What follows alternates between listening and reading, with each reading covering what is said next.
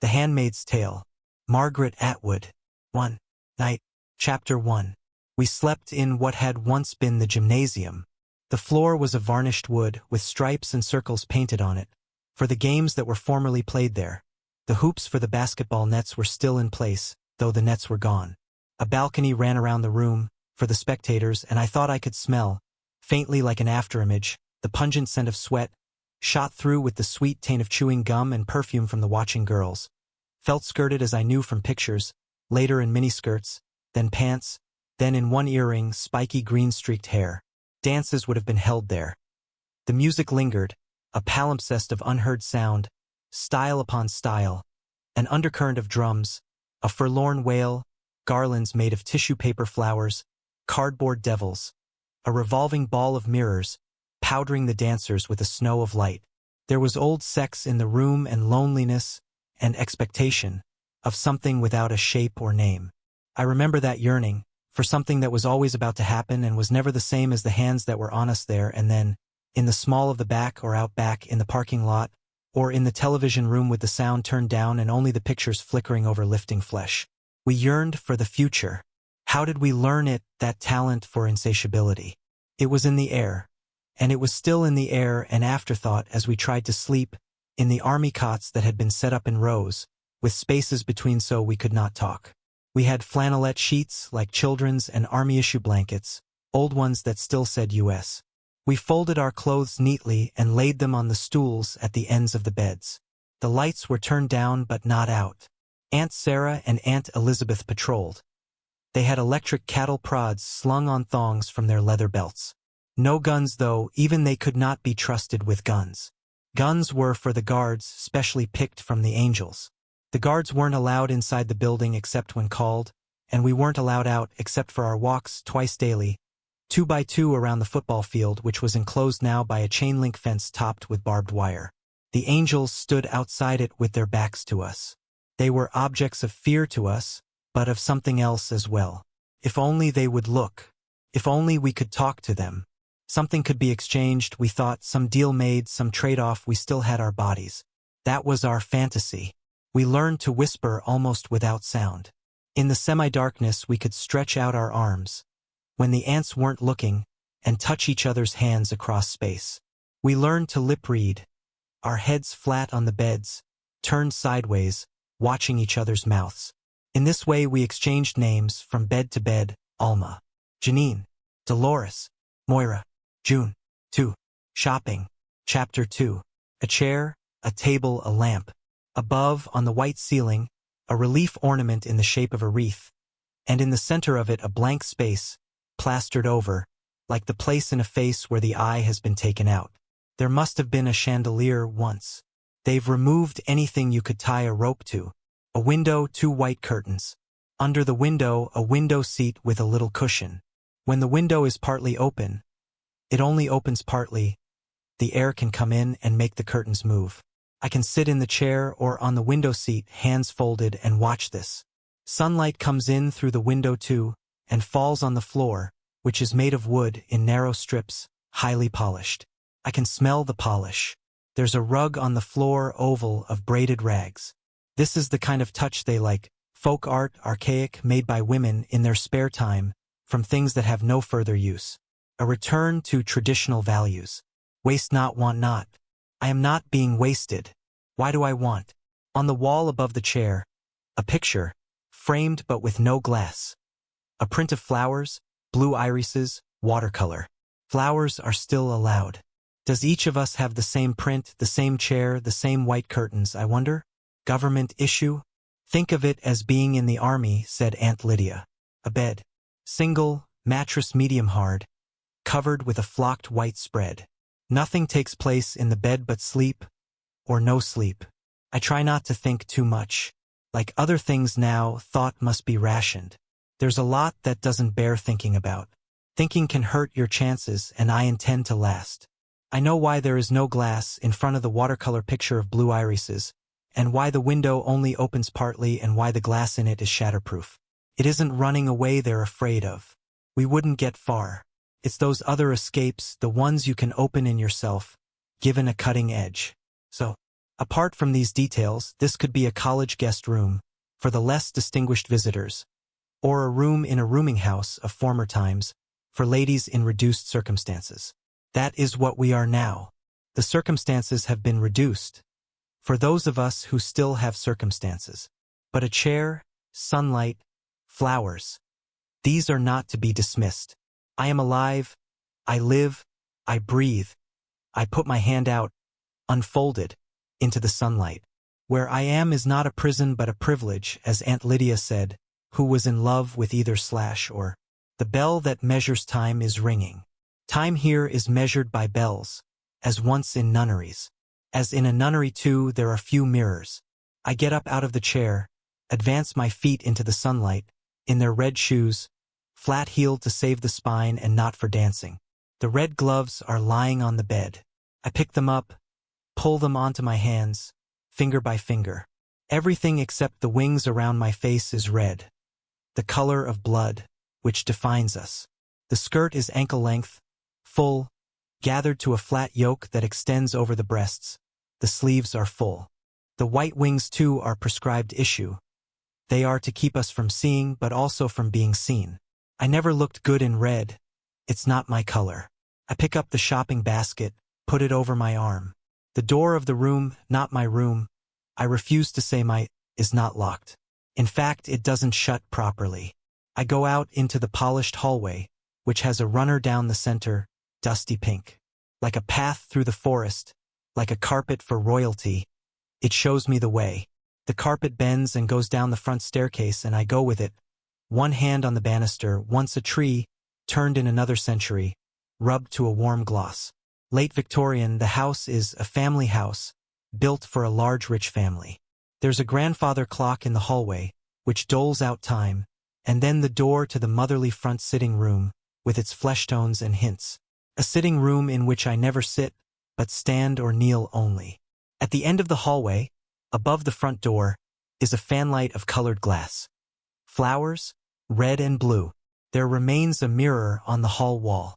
If I turn my head so that the white wings framing my face direct my vision towards it, I can see it as I go down the stairs, round, convex, a pier glass, like the eye of a fish, and myself in it like a distorted shadow, a parody of something, some fairy tale figure in a red cloak, descending towards a moment of carelessness that is the same as danger. A sister dipped in blood.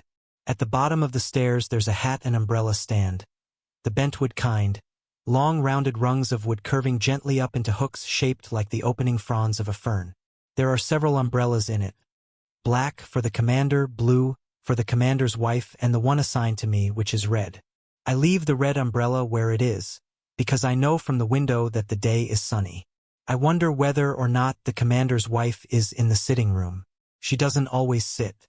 Sometimes I can hear her pacing back and forth, a heavy step and then a light one, and the soft tap of her cane on the dusty rose carpet. I walk along the hallway, past the sitting room door and the door that leads into the dining room, and open the door at the end of the hall and go through into the kitchen. Here the smell is no longer of furniture polish. Rita is in here, standing at the kitchen table, which has a top of chipped white enamel. She's in her usual Martha's dress, which is dull green, like a surgeon's gown of the time before. The dress is much like mine in shape, long and concealing, but with a bib apron over it and without the white wings and the veil. She puts the veil on to go outside, but nobody much cares who sees the face of a Martha. Her sleeves are rolled to the elbow, showing her brown arms. She's making bread, throwing the loaves for the final brief kneading and then the shaping. Rita sees me and nods, whether in greeting or in simple acknowledgement of my presence it's hard to say, and wipes her floury hands on her apron and rummages in the kitchen drawer for the token book. Frowning, she tears out 3 tokens and hands them to me. Her face might be kindly if she would smile, but the frown isn't personal. It's the red dress she disapproves of, and what it stands for.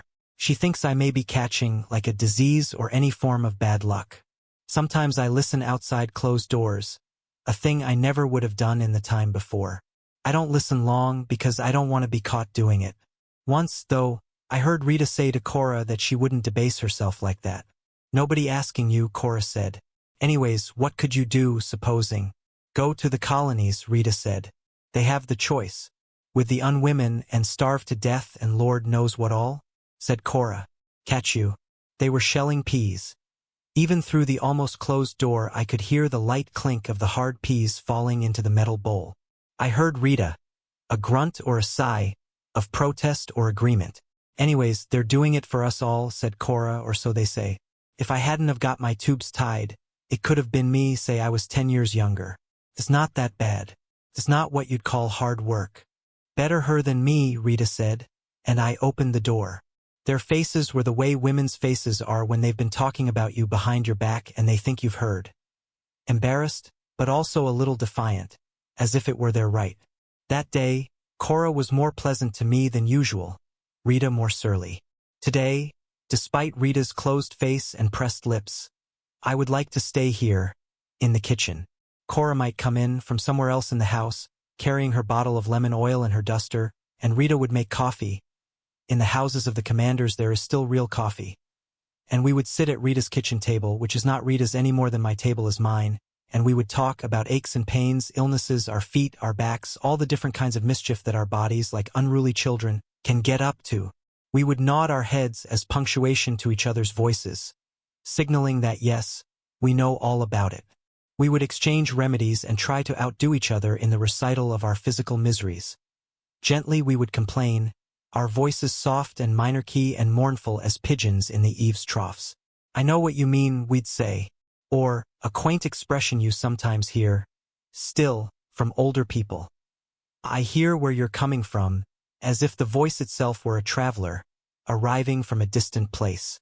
Which it would be, which it is. How I used to despise such talk. Now I long for it.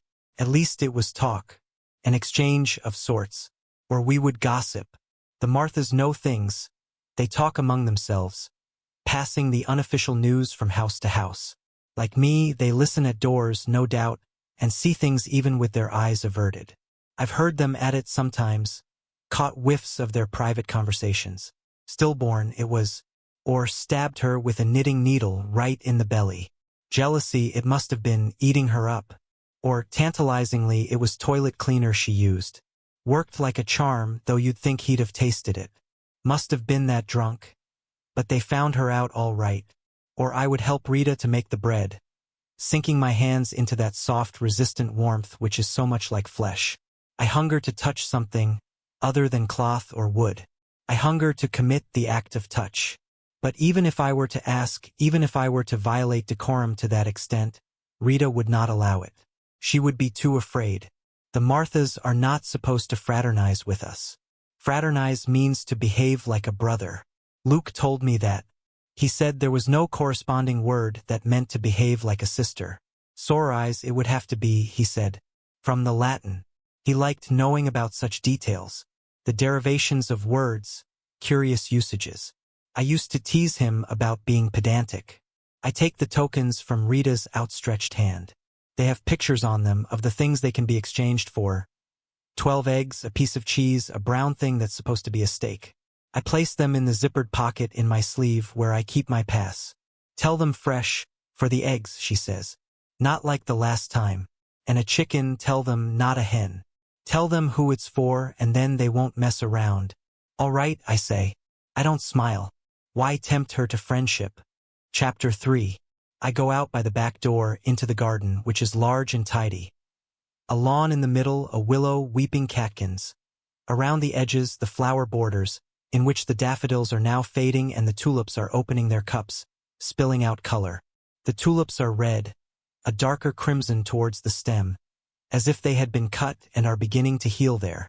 This garden is the domain of the commander's wife.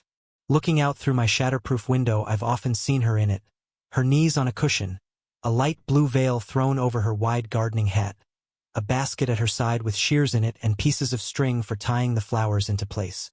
A guardian detailed to the commander does the heavy digging. The commander's wife directs, pointing with her stick. Many of the wives have such gardens. It's something for them to order and maintain and care for. I once had a garden. I can remember the smell of the turned earth, the plump shapes of bulbs held in the hands, fullness, the dry rustle of seeds through the fingers. Time could pass more swiftly that way. Sometimes the commander's wife has a chair brought out and just sits in it in her garden. From a distance it looks like peace. She isn't here now, and I start to wonder where she is.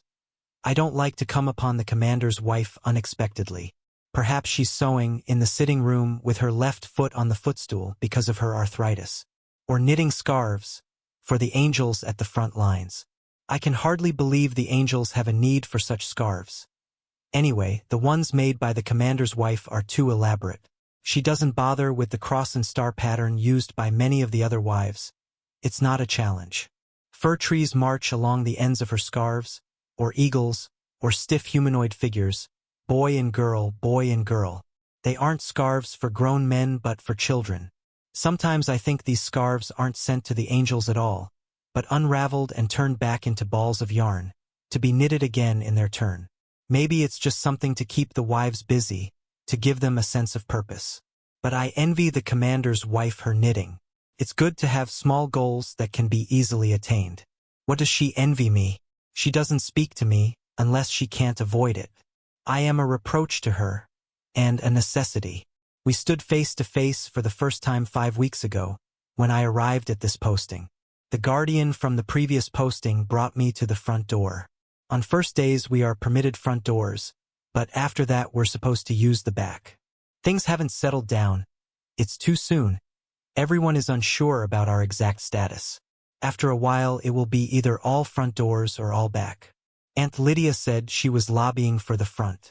Yours is a position of honor, she said. The guardian rang the doorbell for me, but before there was time for someone to hear and walk quickly to answer, the door opened inwards. She must have been waiting behind it. I was expecting a Martha, but it was her instead, in her long powder blue robe, unmistakable. So, you're the new one, she said. She didn't step aside to let me in. She just stood there in the doorway, blocking the entrance. She wanted me to feel that I could not come into the house unless she said so. There is push and shove these days over such toeholds. Yes, I said. Leave it on the porch.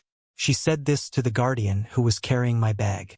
The bag was red vinyl and not large.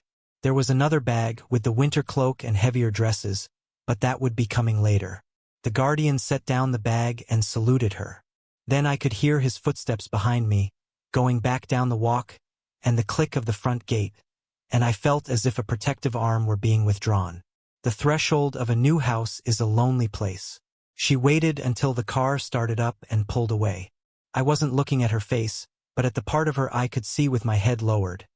Her blue waist thickened, her left hand on the ivory head of her cane, the large diamonds on the ring finger, which must once have been fine and was still finely kept, the fingernail at the end of the knuckly finger filed to a gentle curving point. It was like an ironic smile on that finger, like something mocking her. You might as well come in, she said. She turned her back on me and limped down the hall. Shut the door behind you. I lifted the red bag inside, as she'd no doubt intended, then closed the door. I didn't say anything to her. Aunt Lydia said it was best not to speak unless they asked you a direct question. Try to think of it from their point of view, she said, her hands clasped and wrung together, her nervous pleading smile. It isn't easy for them. In here, said the commander's wife. When I went into the sitting room she was already in her chair, her left foot on the footstool with its petit point cushion, roses in a basket. Her knitting was on the floor beside the chair, the needles stuck through it. I stood in front of her, hands folded. So, she said. She had a cigarette, and she put it between her lips and gripped it there while she lit it. Her lips were thin, held that way, with the small vertical lines around them you used to see in advertisements for lip cosmetics. The lighter was ivory-colored. The cigarettes must have come from the black market, I thought, and this gave me hope. Even now that there is no real money anymore, there's still a black market. There's always a black market. There's always something that can be exchanged. She then was a woman who might bend the rules. But what did I have to trade? I looked at the cigarette with longing. For me, like liquor and coffee, cigarettes are forbidden. So old What's-His-Face didn't work out, she said. No, ma'am, I said. She gave what might have been a laugh, then coughed. Tough luck on him, she said. This is your second, isn't it? Third, ma'am, I said. Not so good for you either, she said. There was another coughing laugh. You can sit down. I don't make a practice of it, but just this time. I did sit, on the edge of one of the stiff-backed chairs. I didn't want to stare around the room, I didn't want to appear inattentive to her. So the marble mantelpiece to my right and the mirror over it and the bunches of flowers were just shadows. Then, at the edges of my eyes. Later I would have more than enough time to take them in. Now her face was on a level with mine. I thought I recognized her. Or at least there was something familiar about her. A little of her hair was showing, from under her veil.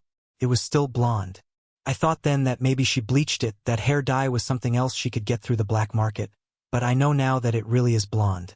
Her eyebrows were plucked into thin arched lines, which gave her a permanent look of surprise, or outrage, or inquisitiveness, such as you might see on a startled child. But below them her eyelids were tired-looking. Not so her eyes, which were the flat hostile blue of a midsummer sky in bright sunlight, a blue that shuts you out. Her nose must once have been what was called cute, but now was too small for her face. Her face was not fat, but it was large. 2 lines led downwards from the corners of her mouth. Between them was her chin, clenched like a fist. I want to see as little of you as possible, she said. I expect you feel the same way about me. I didn't answer, as a yes would have been insulting, a no contradictory.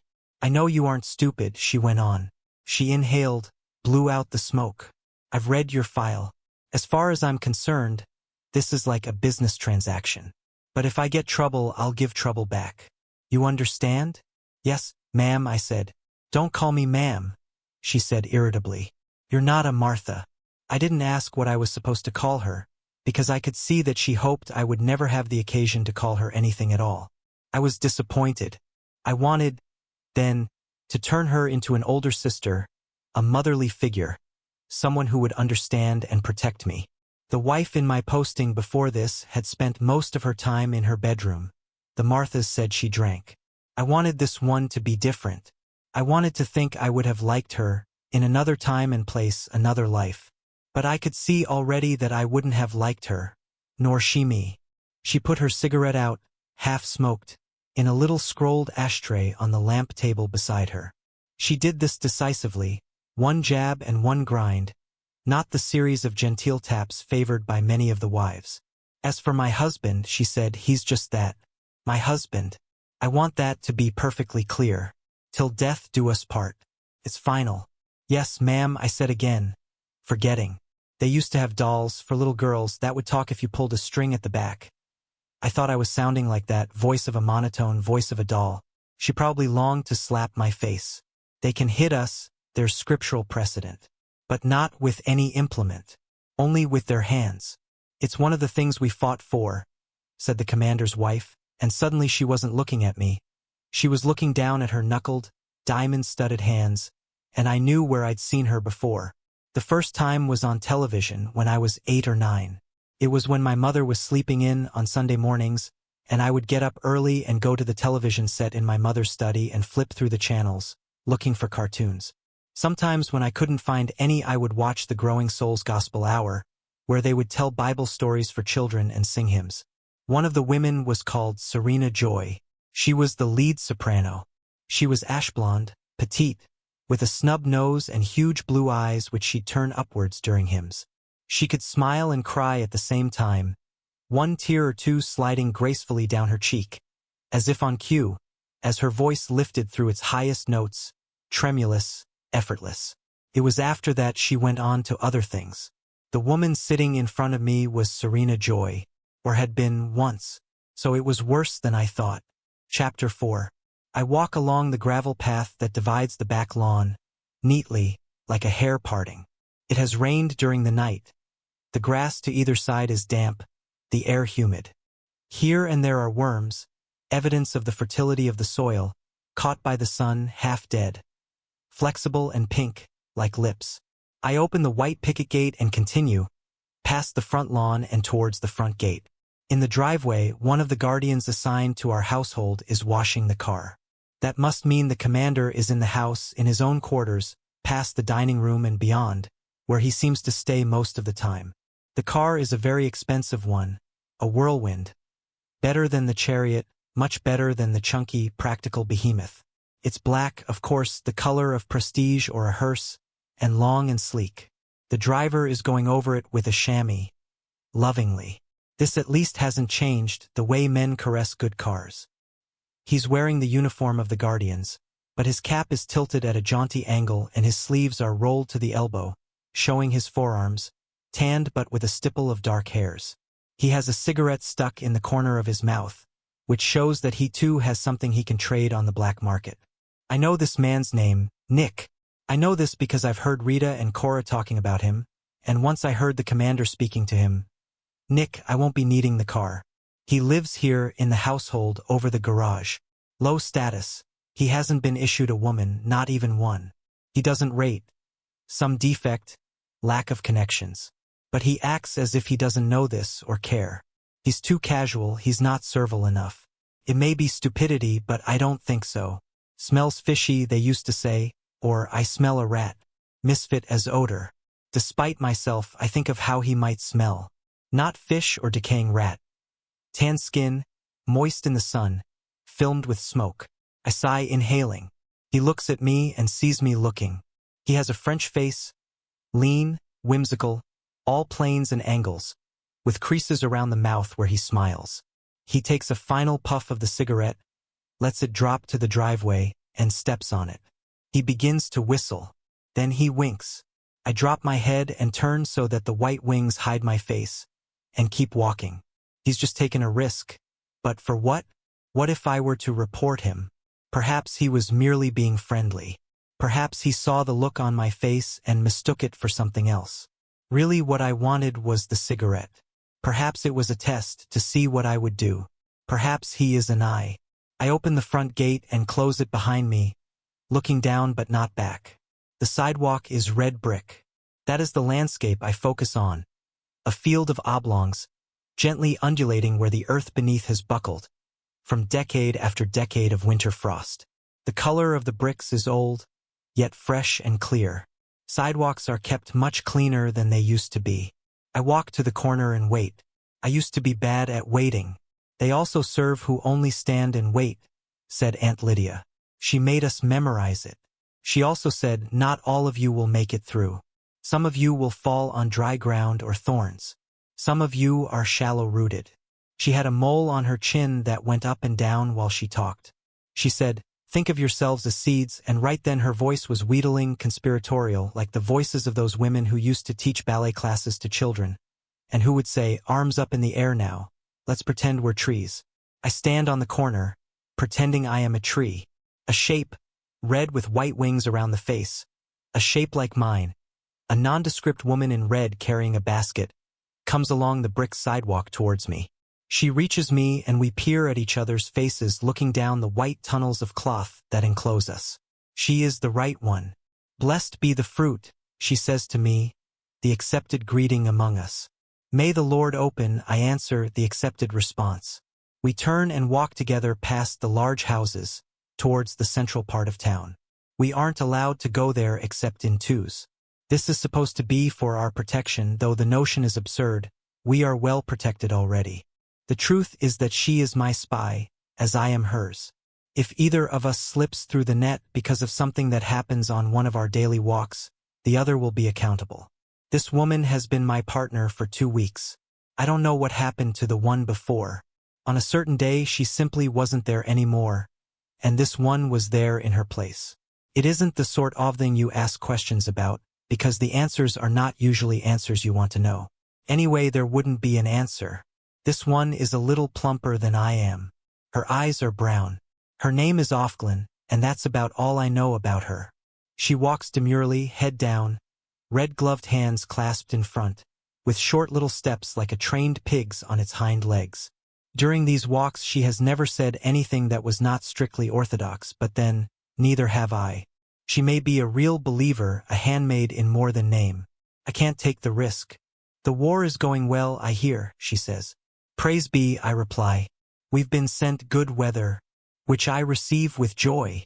They've defeated more of the rebels since yesterday. Praise be, I say. I don't ask her how she knows. What were they? Baptists. They had a stronghold in the Blue Hills. They smoked them out. Praise be. Sometimes I wish she would just shut up and let me walk in peace. But I'm ravenous for news, any kind of news. Even if it's false news, it must mean something.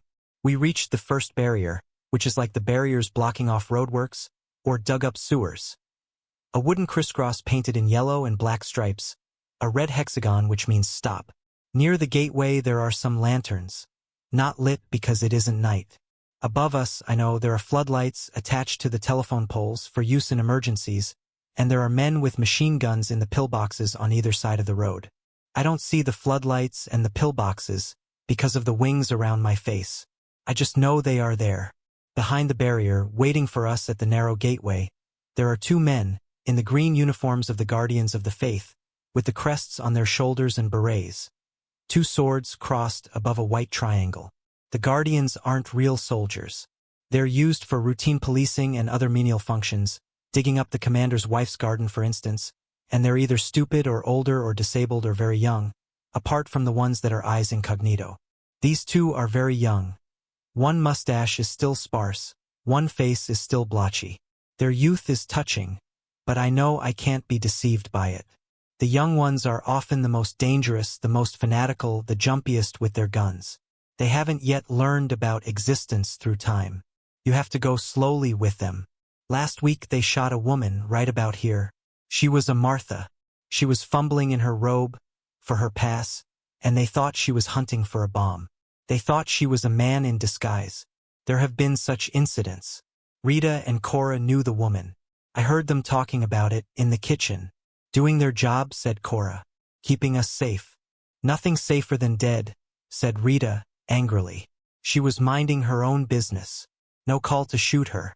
It was an accident, said Cora. No such thing, said Rita. Everything is meant. I could hear her thumping the pots around, in the sink. Well, someone'll think twice before blowing up this house. Anyways, said Cora. All the same, said Rita. She worked hard. That was a bad death. I can think of worse, said Cora. At least it was quick. You can say that, said Rita. I choose to have some time before, to set things right. The two young Guardians salute us, raising 3 fingers to the rims of their berets. Such tokens are accorded to us. They are supposed to show respect because of the nature of our service. We produce our passes from the zippered pockets in our wide sleeves, and they are inspected and stamped. One man goes into the right-hand pillbox to punch our numbers into the CompuCheck. In returning my pass, the one with the peach-colored mustache bends his head to try to get a look at my face. I raise my head a little to help him, and he sees my eyes and I see his, and he blushes. His face is long and mournful, like a sheep's, but with the large full eyes of a dog, spaniel not terrier. His skin is pale and looks unwholesomely tender, like the skin under a scab. Nevertheless, I think of placing my hand on it, this exposed face. He is the one who turns away. It's an event, a small defiance of rule, so small as to be undetectable. But such moments are the rewards I hold out for myself, like the candy I hoarded, as a child, at the back of a drawer. Such moments are possibilities, tiny peepholes. What if I were to come at night, when he's on duty alone, though he would never be allowed such solitude, and permit him beyond my white wings? What if I were to peel off my red shroud and show myself to him, to them, by the uncertain light of the lanterns? This is what they must think about sometimes, as they stand endlessly beside this barrier, past which nobody ever comes except the commanders of the faithful in their long black murmurous cars, or their blue wives and white-veiled daughters on their dutiful way to salvagings or pravaganzas, or their dumpy green Marthas, or the occasional birthmobile, or their red handmaids on foot, or sometimes a black-painted van, with the winged eye in white on the side. The windows of the vans are dark-tinted, and the men in the front seats wear dark glasses, a double obscurity. The vans are surely more silent than the other cars. When they pass, we avert our eyes. If there are sounds coming from inside, we try not to hear them. Nobody's heart is perfect. When the black vans reach a checkpoint, they're waved through without a pause. The Guardians would not want to take the risk of looking inside, searching, doubting their authority. Whatever they think. If they do think, you can't tell by looking at them. But more likely they don't think in terms of clothing discarded on the lawn. If they think of a kiss, They must then think immediately of the floodlights going on, the rifle shots. They think instead of doing their duty and of promotion to the angels, and of being allowed possibly to marry, and then, if they are able to gain enough power and live to be old enough, of being allotted a handmaid of their own. The one with the mustache opens the small pedestrian gate for us and stands back, well out of the way, and we pass through. As we walk away, I know they're watching, these two men who aren't yet permitted to touch women. They touch with their eyes instead, and I move my hips a little, feeling the full red skirt sway around me. It's like thumbing your nose from behind a fence or teasing a dog with a bone held out of reach, and I'm ashamed of myself for doing it, because none of this is the fault of these men. They're too young. Then I find I'm not ashamed after all. I enjoy the power of a dog bone, passive but there. I hope they get hard at the sight of us and have to rub themselves against the painted barriers, surreptitiously. They will suffer later at night in their regimented beds. They have no outlets now except themselves, and that's a sacrilege. There are no more magazines, no more films, no more substitutes. Only me and my shadow, walking away from the two men, who stand at attention, stiffly, by a roadblock, watching our retreating shapes. Chapter 5. Doubled, I walk the street. Though we are no longer in the commander's compound, there are large houses here also. In front of one of them a guardian is mowing the lawn. The lawns are tidy, the facades are gracious, in good repair. They're like the beautiful pictures they used to print in the magazines about homes and gardens and interior decoration. There is the same absence of people, the same air of being asleep. The street is almost like a museum, or a street in a model town constructed to show the way people used to live. As in those pictures, those museums, those model towns, there are no children. This is the heart of Gilead, where the war cannot intrude except on television. Where the edges are we aren't sure, they vary according to the attacks and counterattacks.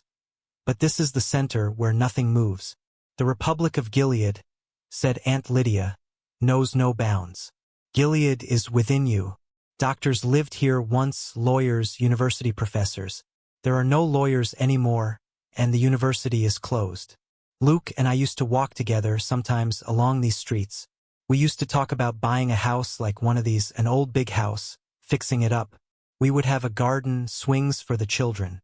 We would have children. Although we knew it wasn't too likely we could ever afford it, it was something to talk about, a game for Sundays. Such freedom now seems almost weightless. We turn the corner onto a main street, where there's more traffic. Cars go by, black most of them, some gray and brown.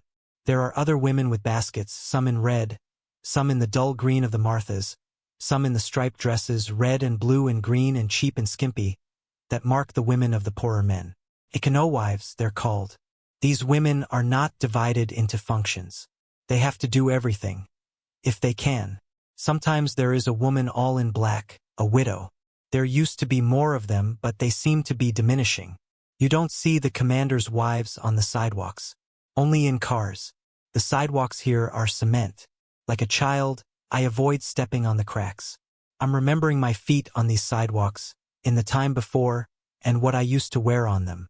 Sometimes it was shoes for running, with cushioned soles and breathing holes, and stars of fluorescent fabric that reflected light in the darkness. Though I never ran at night, and in the daytime only beside well-frequented roads. Women were not protected then. I remember the rules that were never spelled out but that every woman knew. Don't open your door to a stranger, even if he says he is the police. Make him slide his ID under the door. Don't stop on the road to help a motorist pretending to be in trouble. Keep the locks on and keep going. If anyone whistles, don't turn to look. Don't go into a laundromat by yourself at night. I think about laundromats. What I wore to them, shorts, jeans, jogging pants. What I put into them. My own clothes, my own soap, my own money I had earned myself. I think about having such control. Now we walk along the same street, in red pairs, and no man shouts obscenities at us, speaks to us, touches us. No one whistles. There is more than one kind of freedom, said Aunt Lydia. Freedom to and freedom from. In the days of anarchy it was freedom to. Now you are being given freedom from. Don't underrate it. In front of us, to the right, is the store where we order dresses. Some people call them habits, a good word for them. Habits are hard to break. The store has a huge wooden sign outside it, in the shape of a golden lily. Lilies of the Field, it's called. You can see the place under the lily where the lettering was painted out, when they decided that even the names of shops were too much temptation for us.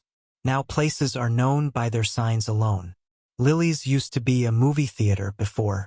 Students went there a lot. Every spring they had a Humphrey Bogart festival with Lauren Bacall or Katharine Hepburn, women on their own making up their minds. They wore blouses with buttons down the front that suggested the possibilities of the word undone. These women could be undone, or not. They seemed to be able to choose. We seemed to be able to choose then. We were a society dying, said Aunt Lydia, of too much choice. I don't know when they stopped having the festival.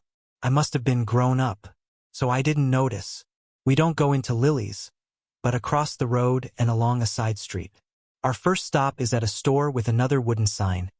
3 eggs, a bee, a cow, milk and honey. There's a line and we wait our turn, 2 by 2. I see they have oranges today. Ever since Central America was lost to the Libertheos, oranges have been hard to get. Sometimes they are there, sometimes not. The war interferes with the oranges from California, and even Florida isn't dependable, when there are roadblocks or when the train tracks have been blown up. I look at the oranges, longing for one. But I haven't brought any tokens for oranges. I'll go back and tell Rita about them, I think. She'll be pleased. It will be something, a small achievement to have made oranges happen. Those who've reached the counter hand their tokens across it, to the 2 men in guardian uniforms who stand on the other side. Nobody talks much, though there is a rustling, and the women's heads move furtively from side to side. Here, shopping, is where you might see someone you know, someone you've known in the time before, or at the Red Center. Just to catch sight of a face like that is an encouragement. If I could see Moira, just see her, know she still exists. It's hard to imagine now having a friend. But Offred beside me isn't looking. Maybe she doesn't know anyone anymore. Maybe they have all vanished, the women she knew. Or maybe she doesn't want to be seen. She stands in silence, head down. As we wait in our double line, the door opens and 2 more women come in, both in the red dresses and white wings of the Handmaids. One of them is vastly pregnant. Her belly, under her loose garment, swells triumphantly. There is a shifting in the room, a murmur, an escape of breath. Despite ourselves, we turn our heads, blatantly, to see better. Our fingers itch to touch her. She's a magic presence to us, an object of envy and desire. We covet her. She's a flag on a hilltop, showing us what can still be done. We too can be saved. The women in the room are whispering, almost talking. So great is their excitement. Who is it? I hear behind me. Offred. No, Offwarren. Show off, a voice hisses, and this is true. A woman that pregnant doesn't have to go out, doesn't have to go shopping. The daily walk is no longer prescribed to keep her abdominal muscles in working order. She needs only the floor exercises, the breathing drill. She could stay at her house. And it's dangerous for her to be out. There must be a guardian standing outside the door, waiting for her. Now that she's the carrier of life, she is closer to death, and needs special security. Jealousy could get her, it's happened before. All children are wanted now, but not by everyone. But the walk may be a whim of hers, and they humor whims, when something has gone this far and there's been no miscarriage. Or perhaps she's one of those, pile it on, I can take it, a martyr. I catch a glimpse of her face, as she raises it to look around. The voice behind me was right. She's come to display herself. She's glowing, rosy. She's enjoying every minute of this. Quiet, says one of the guardians behind the counter, and we hush like schoolgirls.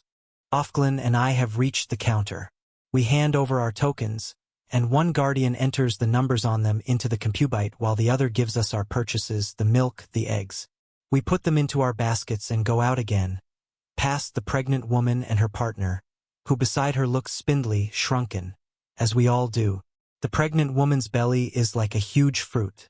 Humongous, word of my childhood. Her hands rest on it as if to defend it, or as if they're gathering something from it, warmth and strength. As I pass, she looks full at me, into my eyes, and I know who she is. She was at the Red Center with me, one of Aunt Lydia's pets. I never liked her. Her name in the time before was Janine. Janine looks at me. Then, and around the corners of her mouth there is the trace of a smirk. She glances down to where my own belly lies flat under my red robe, and the wings cover her face. I can see only a little of her forehead, and the pinkish tip of her nose. Next we go into all flesh, which is marked by a large wooden pork chop hanging from 2 chains. There isn't so much of a line here. Meat is expensive, and even the commanders don't have it every day. Offred gets steak, though, and that's the 2nd time this week. I'll tell that to the Marthas. It's the kind of thing they enjoy hearing about. They are very interested in how other households are run. Such bits of petty gossip give them an opportunity for pride or discontent. I take the chicken, wrapped in butcher's paper and trussed with string. Not many things are plastic anymore. I remember those endless white plastic shopping bags from the supermarket.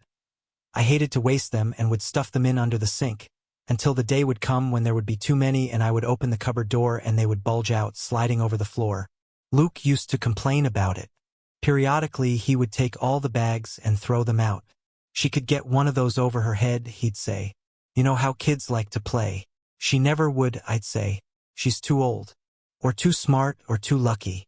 But I would feel a chill of fear, and then guilt for having been so careless. It was true, I took too much for granted. I trusted fate, back then. I'll keep them in a higher cupboard, I'd say. Don't keep them at all, he'd say. We never use them for anything. Garbage bags, I'd say. He'd say, not here and now. Not where people are looking. I turn, see my silhouette in the plate glass window. We have come outside then, we are on the street. A group of people is coming towards us. They're tourists from Japan, it looks like, a trade delegation perhaps, on a tour of the historic landmarks or out for local color. They're diminutive and neatly turned out. Each has his or her camera, his or her smile. They look around, bright-eyed, cocking their heads to one side like robins. Their very cheerfulness aggressive, and I can't help staring. It's been a long time since I've seen skirts that short on women. The skirts reach just below the knee and the legs come out from beneath them, nearly naked in their thin stockings, blatant, the high-heeled shoes with their straps attached to the feet like delicate instruments of torture. The women teeter on their spiked feet as if on stilts, but off balance. Their backs arch at the waist, thrusting the buttocks out. Their heads are uncovered and their hair too is exposed, in all its darkness and sexuality. They wear lipstick, red, outlining the damp cavities of their mouths, like scrawls on a washroom wall of the time before. I stop walking. Offred stops beside me, and I know that she too cannot take her eyes off these women. We are fascinated, but also repelled. They seem undressed. It has taken so little time to change our minds about things like this. Then I think, I used to dress like that. That was freedom. Westernized, they used to call it. The Japanese tourists come towards us, twittering, and we turn our heads away too late. Our faces have been seen. There's an interpreter, in the standard blue suit and red pattern tie, with the winged eye tie pin. He's the one who steps forward out of the group in front of us, blocking our way. The tourists bunch behind him. One of them raises a camera. "Excuse me," he says to both of us, politely enough. "They're asking if they can take your picture." I look down at the sidewalk, shake my head for no. What they must see is the white wings only, a scrap of face, my chin and part of my mouth, not the eyes. I know better than to look the interpreter in the face. Most of the interpreters are eyes, or so it's said. I also know better than to say yes. "Modesty is invisibility," said Aunt Lydia. "Never forget it. To be seen, is to be," her voice trembled, penetrated. "What you must be, girls, is impenetrable." She called us girls. Beside me, Offred is also silent. She's tucked her red-gloved hands up into her sleeves, to hide them. The interpreter turns back to the group, chatters at them in staccato. I know what he'll be saying, I know the line. He'll be telling them that the women here have different customs, that to stare at them through the lens of a camera is, for them, an experience of violation. I'm looking down, at the sidewalk, mesmerized by the women's feet. One of them is wearing open-toed sandals, the toenails painted pink. I remember the smell of nail polish, the way it wrinkled if you put the second coat on too soon, the satiny brushing of sheer pantyhose against the skin, the way the toes felt, pushed towards the opening in the shoe by the whole weight of the body. The woman with painted toes shifts from one foot to the other. I can feel her shoes on my own feet. The smell of nail polish has made me hungry. "Excuse me," says the interpreter again, to catch our attention. I nod to show I've heard him. He asks, "Are you happy?" says the interpreter. I can imagine it, their curiosity. Are they happy? How can they be happy? I can feel their bright black eyes on us. The way they lean a little forward to catch our answers, the women especially. But the men too. We are secret, forbidden, we excite them. Offred says nothing. There is a silence. But sometimes it's as dangerous not to speak. "Yes, we are very happy," I murmur. I have to say something. What else can I say? Chapter 6. A block past all flesh. Offred pauses, as if hesitant about which way to go. We have a choice. We could go straight back or we could walk the long way around. We already know which way we will take because we always take it. "I'd like to pass by the church," says Offred, as if piously. "All right," I say, though I know as well as she does what she's really after. We walk sedately. The sun is out. In the sky there are white fluffy clouds, the kind that look like headless sheep. Given our wings, our blinkers, it's hard to look up, hard to get the full view of the sky of anything. But we can do it a little at a time, a quick move of the head up and down, to the side and back. We have learned to see the world in gasps. To the right, if you could walk along, there's a street that would take you down towards the river. There's a boathouse, where they kept the sculls once, and some bridges. Trees, green banks, where you could sit and watch the water, and the young men with their naked arms, their oars lifting into the sunlight as they played at winning. On the way to the river are the old dormitories, used for something else now, with their fairy tale turrets, painted white and gold and blue. When we think of the past, it's the beautiful things we pick out. We want to believe it was all like that. The football stadium is down there too, where they hold the men's salvagings, as well as the football games. They still have those. I don't go to the river anymore or over bridges, or on the subway, although there's a station right there. We're not allowed on, there are guardians now, there's no official reason for us to go down those steps, ride on the trains under the river into the main city. Why would we want to go from here to there? We would be up to no good and they would know it. The church is a small one of the first erected here hundreds of years ago. It isn't used anymore, except as a museum. Inside it you can see paintings of women in long somber dresses, their hair covered by white caps, and of upright men, darkly clothed and unsmiling. Our ancestors. Admission is free. We don't go in, though, but stand on the path, looking at the churchyard. The old gravestones are still there, weathered, eroding, with their skulls and crossed bones, memento mori, their doe-faced angels, their winged hourglasses to remind us of the passing of mortal time, and, from a later century, their urns and willow trees, for mourning. They haven't fiddled with the gravestones or the church either.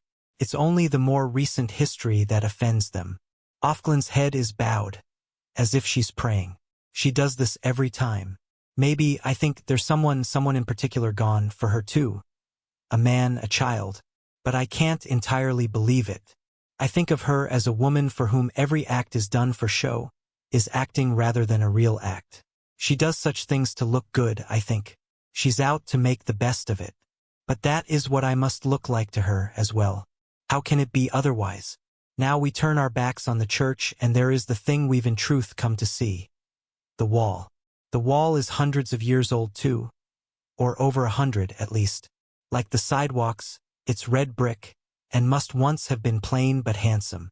Now the gates have sentries and there are ugly new floodlights mounted on metal posts above it, and barbed wire along the bottom and broken glass set in concrete along the top.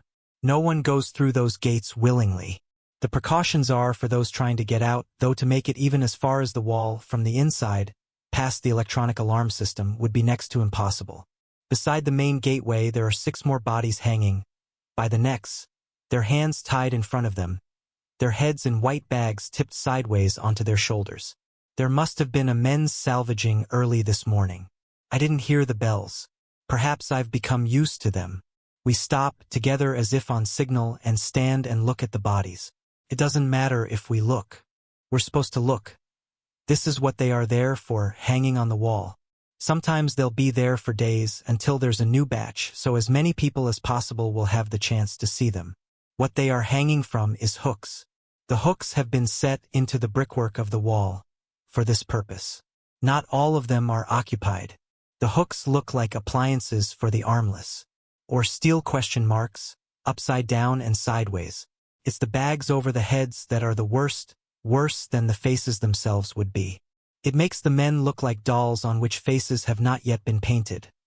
Like scarecrows, which in a way is what they are, since they are meant to scare. Or as if their heads are sacks, stuffed with some undifferentiated material like flour or dough. It's the obvious heaviness of the heads, their vacancy, the way gravity pulls them down and there's no life anymore to hold them up. The heads are zeros. Though if you look and look, as we are doing, you can see the outlines of the features under the white cloth like gray shadows. The heads are the heads of snowmen, with the coal eyes and the carrot noses fallen out. The heads are melting. But on one bag there's blood, which has seeped through the white cloth, where the mouth must have been.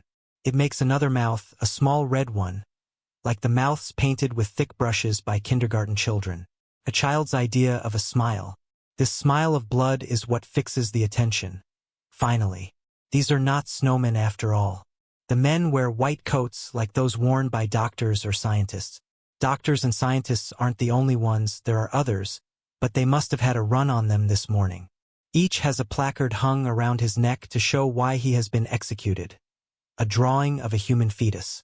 They were doctors, then, in the time before when such things were legal. Angel makers, they used to call them, or was that something else? They've been turned up now by the searches through hospital records, or, more likely, since most hospitals destroyed such records once it became clear what was going to happen by informants. Ex-nurses perhaps, or a pair of them, since evidence from a single woman is no longer admissible. Or another doctor, hoping to save his own skin, or someone already accused, lashing out at an enemy or at random, in some desperate bid for safety. Though informants are not always pardoned. These men, we've been told, are like war criminals. It's no excuse that what they did was legal at the time. Their crimes are retroactive. They have committed atrocities and must be made into examples, for the rest. Though this is hardly needed. No woman in her right mind, these days, would seek to prevent a birth, should she be so lucky as to conceive. What we are supposed to feel towards these bodies is hatred and scorn. This isn't what I feel. These bodies banging on the wall are time travelers, anachronisms. They've come here from the past. What I feel towards them is blankness. What I feel is that I must not feel. What I feel is partly relief because none of these men is Luke. Luke wasn't a doctor, isn't. I look at the one red smile. The red of the smile is the same as the red of the tulips in Serena Joy's garden, towards the base of the flowers where they are beginning to heal. The red is the same, but there is no connection. The tulips are not tulips of blood. The red smiles are not flowers. Neither thing makes a comment on the other. The tulip is not a reason for disbelief in the hanged man, or vice versa. Each thing is valid and really there. It is through a field of such valid objects that I must pick my way, every day and in every way. I put a lot of effort into making such distinctions. I need to make them. I need to be very clear in my own mind. I feel a tremor in the woman beside me. Is she crying? In what way could it make her look good? I can't afford to know. My own hands are clenched, I note, tight around the handle of my basket. I won't give anything away. Ordinary, said Aunt Lydia, is what you are used to. This may not seem ordinary to you now, but after a time it will. It will become ordinary. 3. Night. Chapter 7. The night is mine, my own time, to do with as I will, as long as I am quiet, as long as I don't move, as long as I lie still.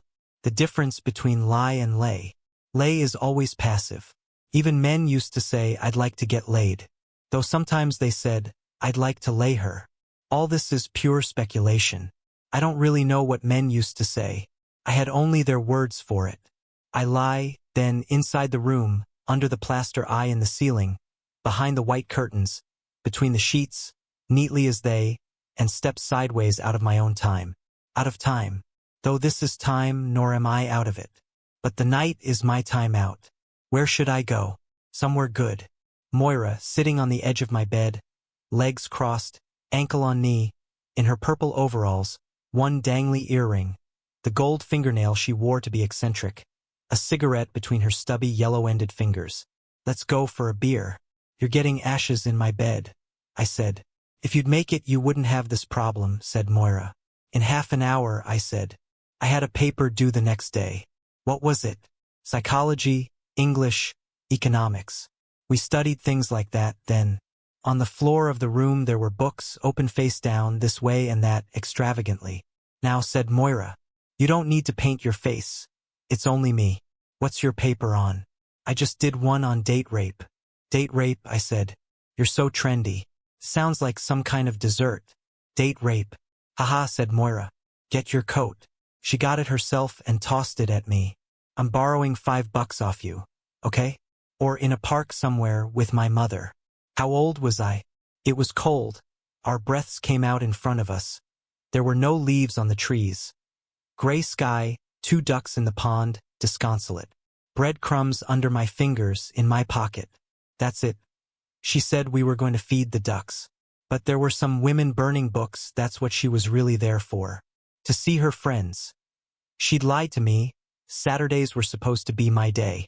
I turned away from her, sulking, towards the ducks. But the fire drew me back.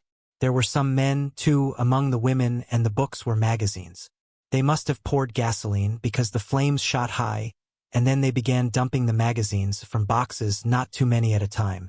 Some of them were chanting. Onlookers gathered. Their faces were happy, ecstatic almost. Fire can do that. Even my mother's face, usually pale, thinnish, looked ruddy and cheerful, like a Christmas card. And there was another woman, large, with a soot smear down her cheek and an orange knitted cap. I remember her. You want to throw one on? Honey? She said. How old was I? Good riddance to bad rubbish, she said, chuckling. It okay? She said to my mother. If she wants to, my mother said. She had a way of talking about me to others as if I couldn't hear. The woman handed me one of the magazines. It had a pretty woman on it, with no clothes on, hanging from the ceiling by a chain wound around her hands. I looked at it with interest. It didn't frighten me. I thought she was swinging, like Tarzan from a vine, on the TV. Don't let her see it, said my mother. Here, she said to me, toss it in, quick. I threw the magazine into the flames. It riffled open in the wind of its burning. Big flakes of paper came loose, sailed into the air, still on fire, parts of women's bodies, turning to black ash, in the air, before my eyes. But then what happens? I know I lost time. There must have been needles, pills, something like that. I couldn't have lost that much time without help. You have had a shock, they said. I would come up through a roaring and confusion, like surf boiling. I can remember feeling quite calm. I can remember screaming. It felt like screaming, though it may have been only a whisper. Where is she? What have you done with her? There was no night or day, only a flickering. After a while there were chairs again and a bed, and after that a window. She's in good hands, they said, with people who are fit. You are unfit, but you want the best for her. Don't you? They showed me a picture of her, standing outside on a lawn, her face a closed oval. Her light hair was pulled back tight behind her head.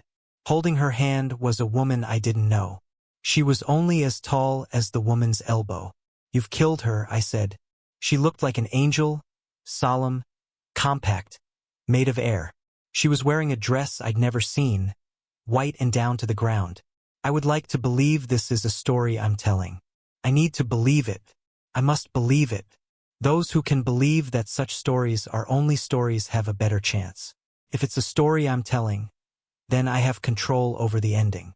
Then there will be an ending to the story, and real life will come after it. I can pick up where I left off. It isn't a story I'm telling. It's also a story I'm telling in my head as I go along.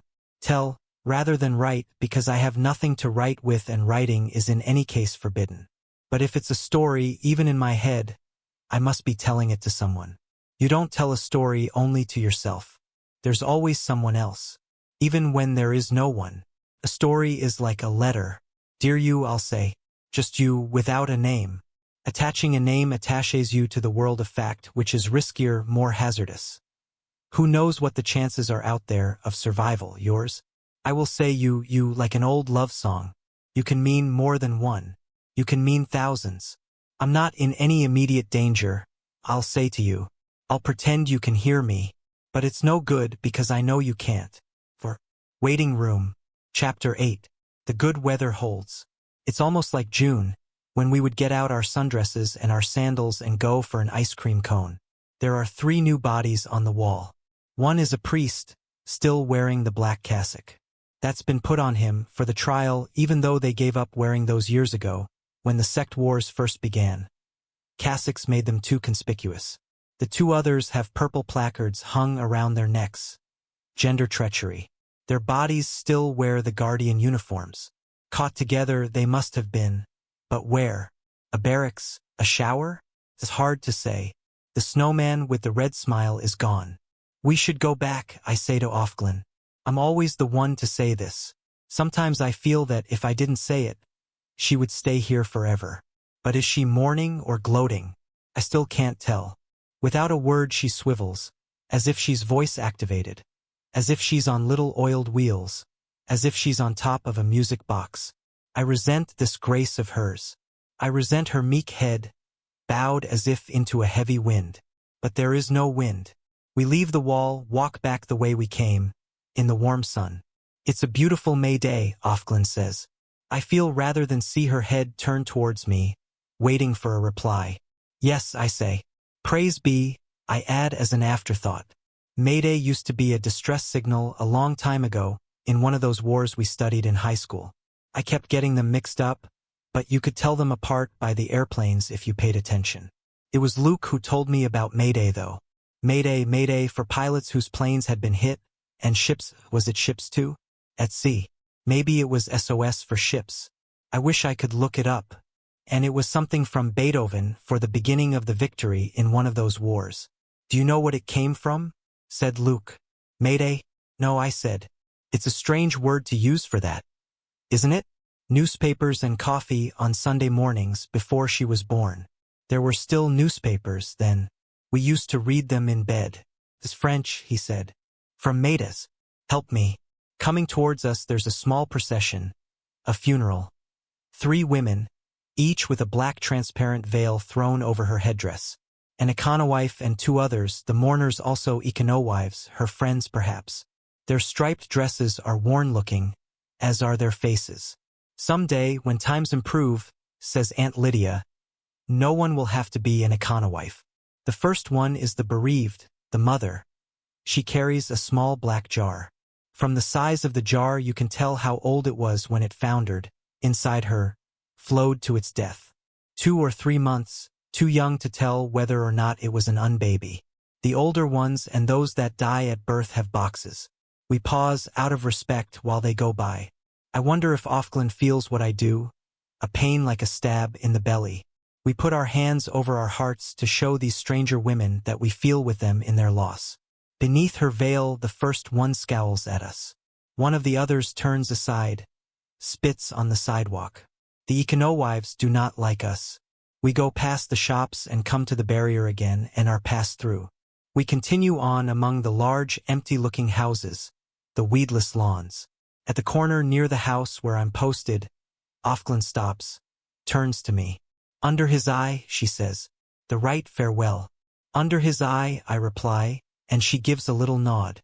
She hesitates, as if to say something more, but then she turns away and walks down the street. I watch her. She's like my own reflection, in a mirror from which I am moving away. In the driveway, Nick is polishing the whirlwind again. He's reached the chrome at the back. I put my gloved hand on the latch of the gate, open it, push inward. The gate clicks behind me. The tulips along the border are redder than ever, opening, no longer wine cups but chalices. Thrusting themselves up, to what end? They are, after all, empty. When they are old they turn themselves inside out, then explode slowly, the petals thrown out like shards. Nick looks up and begins to whistle. Then he says, "Nice walk." I nod, but do not answer with my voice. He isn't supposed to speak to me. Of course some of them will try, said Aunt Lydia. All flesh is weak. All flesh is grass, I corrected her in my head. They can't help it, she said. God made them that way, but he did not make you that way. He made you different. It's up to you to set the boundaries. Later you will be thanked. In the garden behind the house, the commander's wife is sitting, in the chair she's had brought out. Serena Joy, what a stupid name. It's like something you'd put on your hair in the time before, to straighten it. Serena Joy, it would say on the bottle, with a woman's head in cut paper silhouette on a pink oval background with scalloped gold edges. With everything to choose from in the way of names, why did she pick that one? Serena Joy was never her real name, not even then. Her real name was Pam. I read that in a profile on her, in a news magazine, long after I'd first watched her singing while my mother slept in on Sunday mornings. By that time she was worthy of a profile, Time or Newsweek it must have been. She wasn't singing anymore by then. She was making speeches. She was good at it. Her speeches were about the sanctity of the home, about how women should stay home. Serena Joy didn't do this herself. She made speeches instead. But she presented this failure of hers as a sacrifice she was making for the good of all. Around that time, someone tried to shoot her and missed. Her secretary, who was standing right behind her, was killed instead. Someone else planted a bomb in her car, but it went off too early. Though some people said she'd put the bomb in her own car, for sympathy. That's how hot things were getting. Luke and I would watch her sometimes on the late-night news. Bathrobes, nightcaps. We'd watch her sprayed hair and her hysteria, and the tears she could still produce at will, and the mascara blackening her cheeks. By that time she was wearing more makeup. We thought she was funny. Or Luke thought she was funny. I only pretended to think so. Really, she was a little frightening. She was in earnest. She doesn't make speeches anymore. She has become speechless. She stays in her home, but it doesn't seem to agree with her. How furious she must be, now that she's been taken at her word. She's looking at the tulips. Her cane is beside her on the grass. Her profile is towards me. I can see that in the quick sideways look I take at her as I go past. It wouldn't do to stare. It's no longer a flawless cut paper profile. Her face is sinking in upon itself, and I think of those towns built on underground rivers, where houses and whole streets disappear overnight into sudden quagmires, or coal towns collapsing into the mines beneath them. Something like this must have happened to her, once she saw the true shape of things to come. She doesn't turn her head. She doesn't acknowledge my presence in any way, although she knows I'm there. I can tell she knows. It's like a smell, her knowledge. Something gone sour, like old milk. It's not the husbands you have to watch out for, said Aunt Lydia. It's the wives. You should always try to imagine what they must be feeling. Of course they will resent you. It is only natural. Try to feel for them. Aunt Lydia thought she was very good at feeling for other people. Try to pity them. Forgive them, for they know not what they do. Again the tremulous smile of a beggar, the weak-eyed blinking, the gaze upwards, through the round steel-rimmed glasses, towards the back of the classroom, as if the green-painted plaster ceiling were opening and God on a cloud of pink pearl face powder were coming down through the wires and sprinkler plumbing. You must realize that they are defeated women. They have been unable. Here her voice broke off, and there was a pause, during which I could hear a sigh, a collective sigh from those around me. It was a bad idea to rustle or fidget during these pauses. Aunt Lydia might look abstracted, but she was aware of every twitch. So there was only the sigh. The future is in your hands, she resumed. She held her own hands out to us, the ancient gesture that was both an offering and an invitation, to come forward, into an embrace and acceptance. In your hands, she said, looking down at her own hands as if they had given her the idea. But there was nothing in them. They were empty. It was our hands that were supposed to be full of the future, which could be held but not seen. I walk around to the back door, open it, go in, set my basket down on the kitchen table. The table has been scrubbed off, cleared of flour. Today's bread, freshly baked, is cooling on its rack. The kitchen smells of yeast, a nostalgic smell. It reminds me of other kitchens that were mine. It smells of mothers, although my own mother did not make bread. It smells of me in former times when I was a mother. This is a treacherous smell, and I know I must shut it out. Rita is there, sitting at the table, peeling and slicing carrots. Old carrots they are, thick ones, overwintered, bearded from their time in storage. The new carrots, tender and pale, won't be ready for weeks. The knife she uses is sharp and bright, and tempting. I would like to have a knife like that. Rita stops chopping the carrots, stands up, takes the parcels out of the basket, almost eagerly. She looks forward to seeing what I've brought, although she always frowns while opening the parcels. Nothing I bring fully pleases her. She's thinking she could have done better herself. She would rather do the shopping, get exactly what she wants. She envies me the walk. In this house we all envy each other something. They've got oranges, I say. At milk and honey. There are still some left. I hold out this idea to her like an offering. I wish to ingratiate myself. I saw the oranges yesterday, but I didn't tell Rita. Yesterday she was too grumpy. I could get some tomorrow, if you'd give me the tokens for them. I hold out the chicken to her. She wanted steak today, but there wasn't any. Rita grunts, not revealing pleasure or acceptance. She'll think about it, the grunt says, in her own sweet time. She undoes the string on the chicken and the glazed paper. She prods the chicken, flexes a wing, pokes a finger into the cavity, fishes out the giblets. The chicken lies there, headless and without feet, goose-pimpled as though shivering. Bath day, Rita says, without looking at me. Cora comes into the kitchen, from the pantry at the back, where they keep the mops and brooms. A chicken, she says, almost with delight. Scrawny, says Rita, but it'll have to do. There wasn't much else, I say. Rita ignores me. Looks big enough to me, says Cora. Is she standing up for me? I look at her to see if I should smile. But no, it's only the food she's thinking of. She's younger than Rita. The sunlight, coming slant now through the west window, catches her hair, parted and drawn back. She must have been pretty quite recently.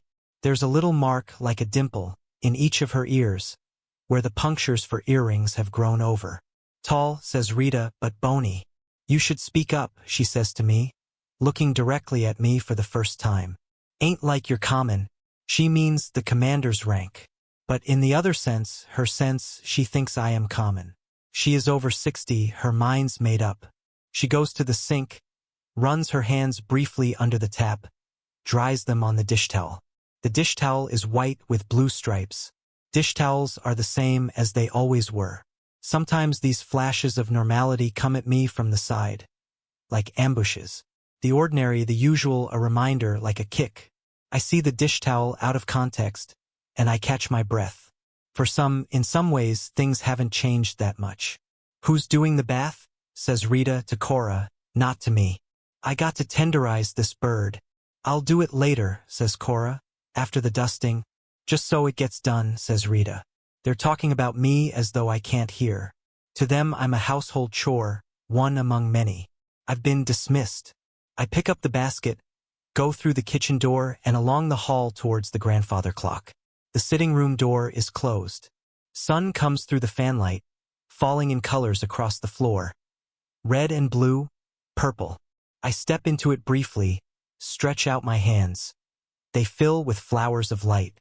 I go up the stairs, my face, distant and white and distorted, framed in the hall mirror, which bulges outward like an eye under pressure. I follow the dusty pink runner down the long upstairs hallway, back to the room. There's someone standing in the hall, near the door to the room where I stay. The hall is dusky. This is a man, his back to me. He's looking into the room, dark against its light. I can see now it's the commander. He isn't supposed to be here. He hears me coming, turns, hesitates, walks forward, towards me. He is violating custom. What do I do now? I stop. He pauses. I can't see his face. He's looking at me. What does he want? But then he moves forward again, steps to the side to avoid touching me, inclines his head, is gone. Something has been shown to me, but what is it? Like the flag of an unknown country, seen for an instant above a curve of hill, it could mean attack, it could mean parley, it could mean the edge of something, a territory. The signals animals give one another. Lowered blue eyelids, ears laid back, raised hackles. A flash of bared teeth. What in hell does he think he's doing? Nobody else has seen him. I hope. Was he invading? Was he in my room? I called it mine. Chapter 9. My room, then. There has to be some space, finally, that I claim as mine, even in this time. I'm waiting in my room, which right now is a waiting room. When I go to bed, it's a bedroom. The curtains are still wavering in the small wind. The sun outside is still shining, though not in through the window directly. It has moved west. I am trying not to tell stories, or at any rate not this one. Someone has lived in this room before me. Someone like me, or I prefer to believe so. I discovered it 3 days after I was moved here. I had a lot of time to pass. I decided to explore the room. Not hastily, as one would explore a hotel room, expecting no surprise, opening and shutting the desk drawers, the cupboard doors, unwrapping the tiny individually wrapped bar of soap, prodding the pillows. Will I ever be in a hotel room again? How I wasted them, those rooms, that freedom from being seen. Rented license. In the afternoons, when Luke was still in flight from his wife, when I was still imaginary for him. Before we were married and I solidified. I would always get there first, check in. It wasn't that many times, but it seems now like a decade, an era. I can remember what I wore, each blouse, each scarf. I would pace, waiting for him, turn the television on and then off, dab behind my ears with perfume. Opium it was. It came in a Chinese bottle, red and gold. I was nervous. How was I to know he loved me? It might be just an affair. Why did we ever say just? Though at that time men and women tried each other on, casually like suits, rejecting whatever did not fit. The knock would come at the door. I'd open with relief, desire. He was so momentary, so condensed, and yet there seemed no end to him. We would lie in those afternoon beds. Afterwards, hands on each other, talking it over. Possible, impossible. What could be done? We thought we had such problems. How were we to know we were happy? But now it's the rooms themselves I miss as well. Even the dreadful paintings that hung on the walls. Landscapes with fall foliage or snow melting in hardwoods. Or women in period costume, with China doll faces and bustles and parasols. Or sad-eyed clowns or bowls of fruit, stiff and chalky looking. The fresh towels ready for spoilage. The wastebaskets gaping their invitations. Beckoning in the careless junk. Careless. I was careless in those rooms. I could lift the telephone and food would appear on a tray. Food I had chosen. Food that was bad for me, no doubt, and drink too. There were Bibles in the dresser drawers, put there by some charitable society, though probably no one read them very much. There were postcards, too, with pictures of the hotel on them, and you could write on the postcards and send them to anyone you wanted. It seems like such an impossible thing now. Like something you'd make up. So, I explored this room, not hastily, then like a hotel room, wasting it. I didn't want to do it all at once. I wanted to make it last. I divided the room into sections in my head. I allowed myself one section a day. This one section I would examine with the greatest minuteness. The unevenness of the plaster under the wallpaper, the scratches in the paint of the baseboard and the windowsill, under the top coat of paint, the stains on the mattress, for I went so far as to lift the blankets and sheets from the bed, fold them back a little at a time so they could be replaced quickly if anyone came. The stains on the mattress, like dried flower petals. Not recent. Old love. There's no other kind of love in this room now. When I saw that evidence left by two people of love or something like it, desire at least touch between two people now perhaps old or dead, I covered the bed again and lay down on it. I looked up at the blind plaster eye in the ceiling. I wanted to feel Luke lying beside me. I have them, these attacks of the past, like faintness, a wave sweeping over my head. Sometimes it can hardly be borne. What is to be done, what is to be done, I thought. There is nothing to be done. They also serve who only stand and wait, or lie down and wait. I know why the glass in the window is shatterproof, and why they took down the chandelier. I wanted to feel Luke lying beside me, but there wasn't room. I saved the cupboard until the third day. I looked carefully over the door first, inside and out, then the walls with their brass hooks. How could they have overlooked the hooks?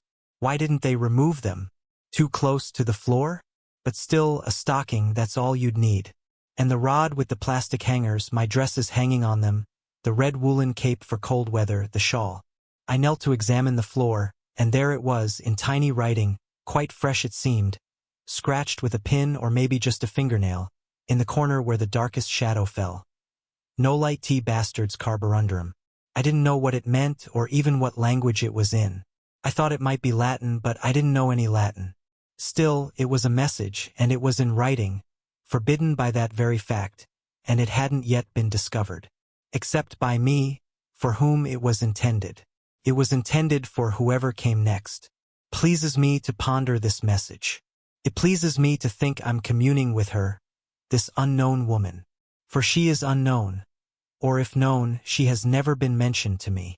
It pleases me to know that her taboo message made it through, to at least one other person, washed itself up on the wall of my cupboard, was opened and read by me. Sometimes I repeat the words to myself. They give me a small joy. When I imagine the woman who wrote them, I think of her as about my age, maybe a little younger. I turn her into Moira as she was when she was in college, in the room next to mine. Quirky, jaunty, athletic, with a bicycle once, and a knapsack for hiking. Freckles, I think. Irreverent, resourceful. I wonder who she was or is, and what's become of her. I tried that out on Rita the day I found the message. Who was the woman who stayed in that room? I said. Before me? If I'd asked it differently, if I'd said, was there a woman who stayed in that room before me? I might not have got anywhere. Which one? She said. She sounded grudging, suspicious. But then, she almost always sounds like that when she speaks to me. So there have been more than one. Some haven't stayed their full term of posting, their full 2 years. Some have been sent away, for one reason or another. Or maybe not sent. Gone? The lively one. I was guessing. The one with freckles. You knew her? Rita asked, more suspicious than ever. I knew her before I lied. I heard she was here. Rita accepted this. She knows there must be a grapevine, an underground of sorts. She didn't work out, she said. In what way? I asked, trying to sound as neutral as possible. But Rita clamped her lips together. I am like a child here. There are some things I must not be told. What you don't know won't hurt you, was all she would say. Chapter 10. Sometimes I sing to myself, in my head. Something lugubrious, mournful, Presbyterian. Amazing grace, how sweet the sound. Could save a wretch like me, who once was lost, but now am found, was bound, but now am free. I don't know if the words are right. I can't remember. Such songs are not sung anymore in public, especially the ones that use words like free. They are considered too dangerous. They belong to outlawed sex. I feel so lonely, baby.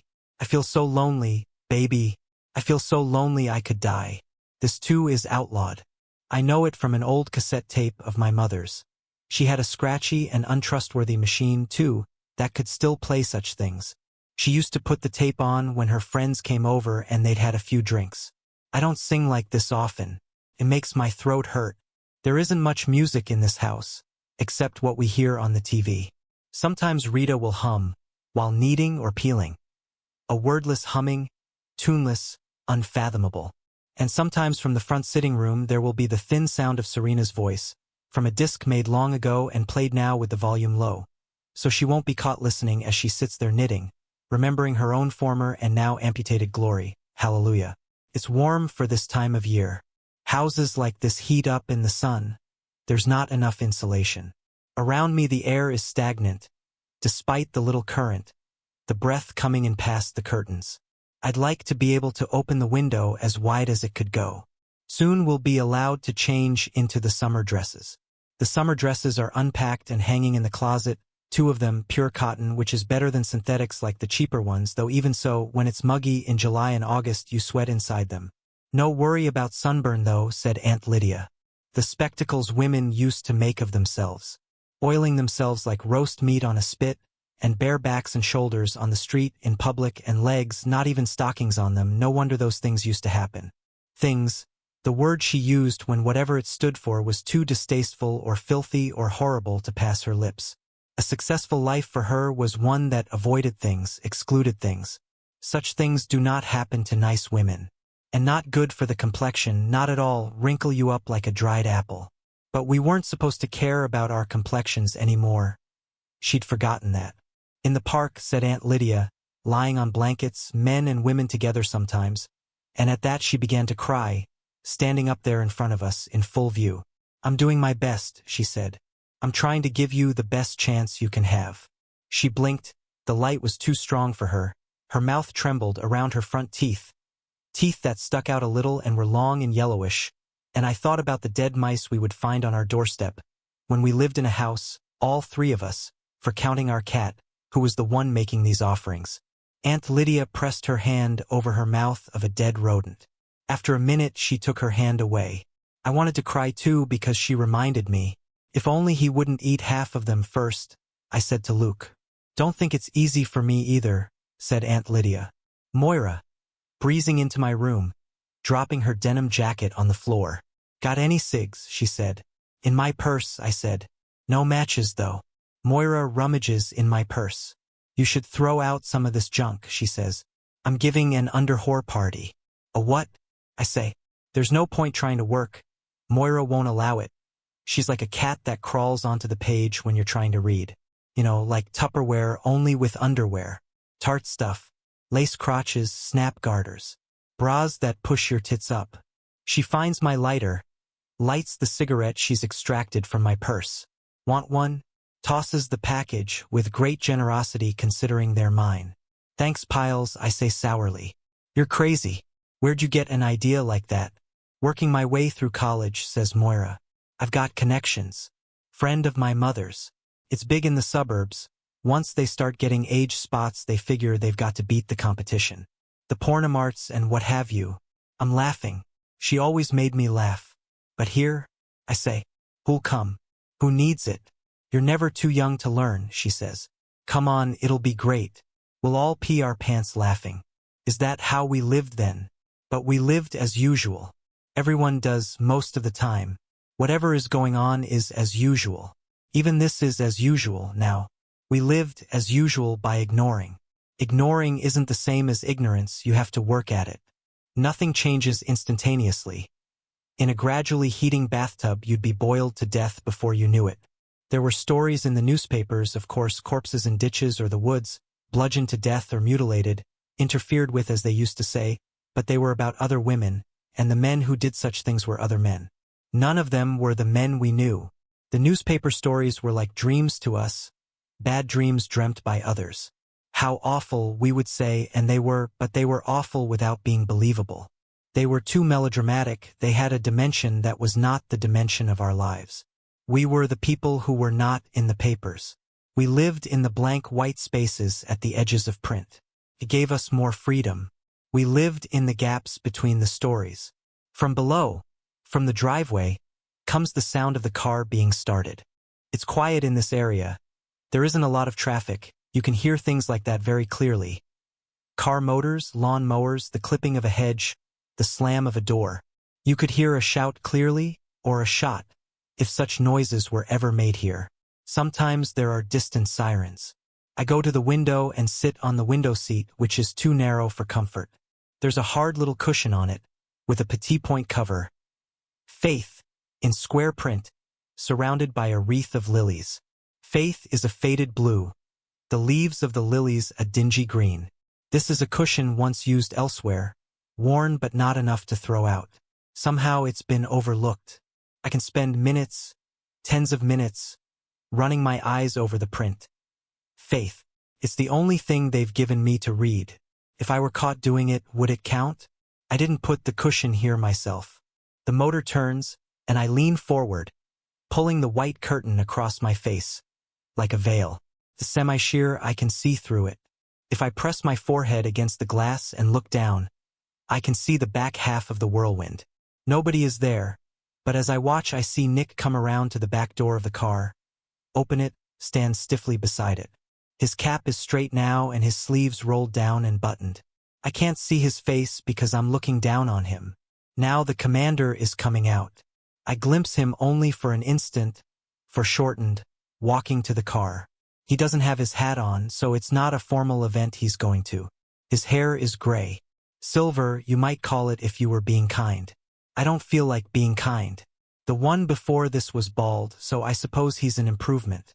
If I could spit out the window or throw something, the cushion for instance, I might be able to hit him. Moira and I, with paper bags filled with water. Water bombs, they were called. Leaning out my dorm window, dropping them on the heads of the boys below. It was Moira's idea. What were they trying to do? Climb a ladder, for something. For our underwear. That dormitory had once been coeducational. There were still urinals in one of the washrooms on our floor. But by the time I'd got there, they'd put the men and women back the way they were. The commander stoops, gets into the car, disappears, and Nick shuts the door. A moment later, the car moves backwards, down the driveway and onto the street, and vanishes behind the hedge. I ought to feel hatred for this man. I know I ought to feel it, but it isn't what I do feel. What I feel is more complicated than that. I don't know what to call it. It isn't love. Chapter 11. Yesterday morning I went to the doctor. Was taken by a guardian, one of those with the red armbands who are in charge of such things. We rode in a red car, him in the front, me in the back. No twin went with me. On these occasions I'm solitaire. I'm taken to the doctors once a month, for tests. Urine, hormones, cancer smear, blood test. The same as before, except that now it's obligatory. The doctor's office is in a modern office building.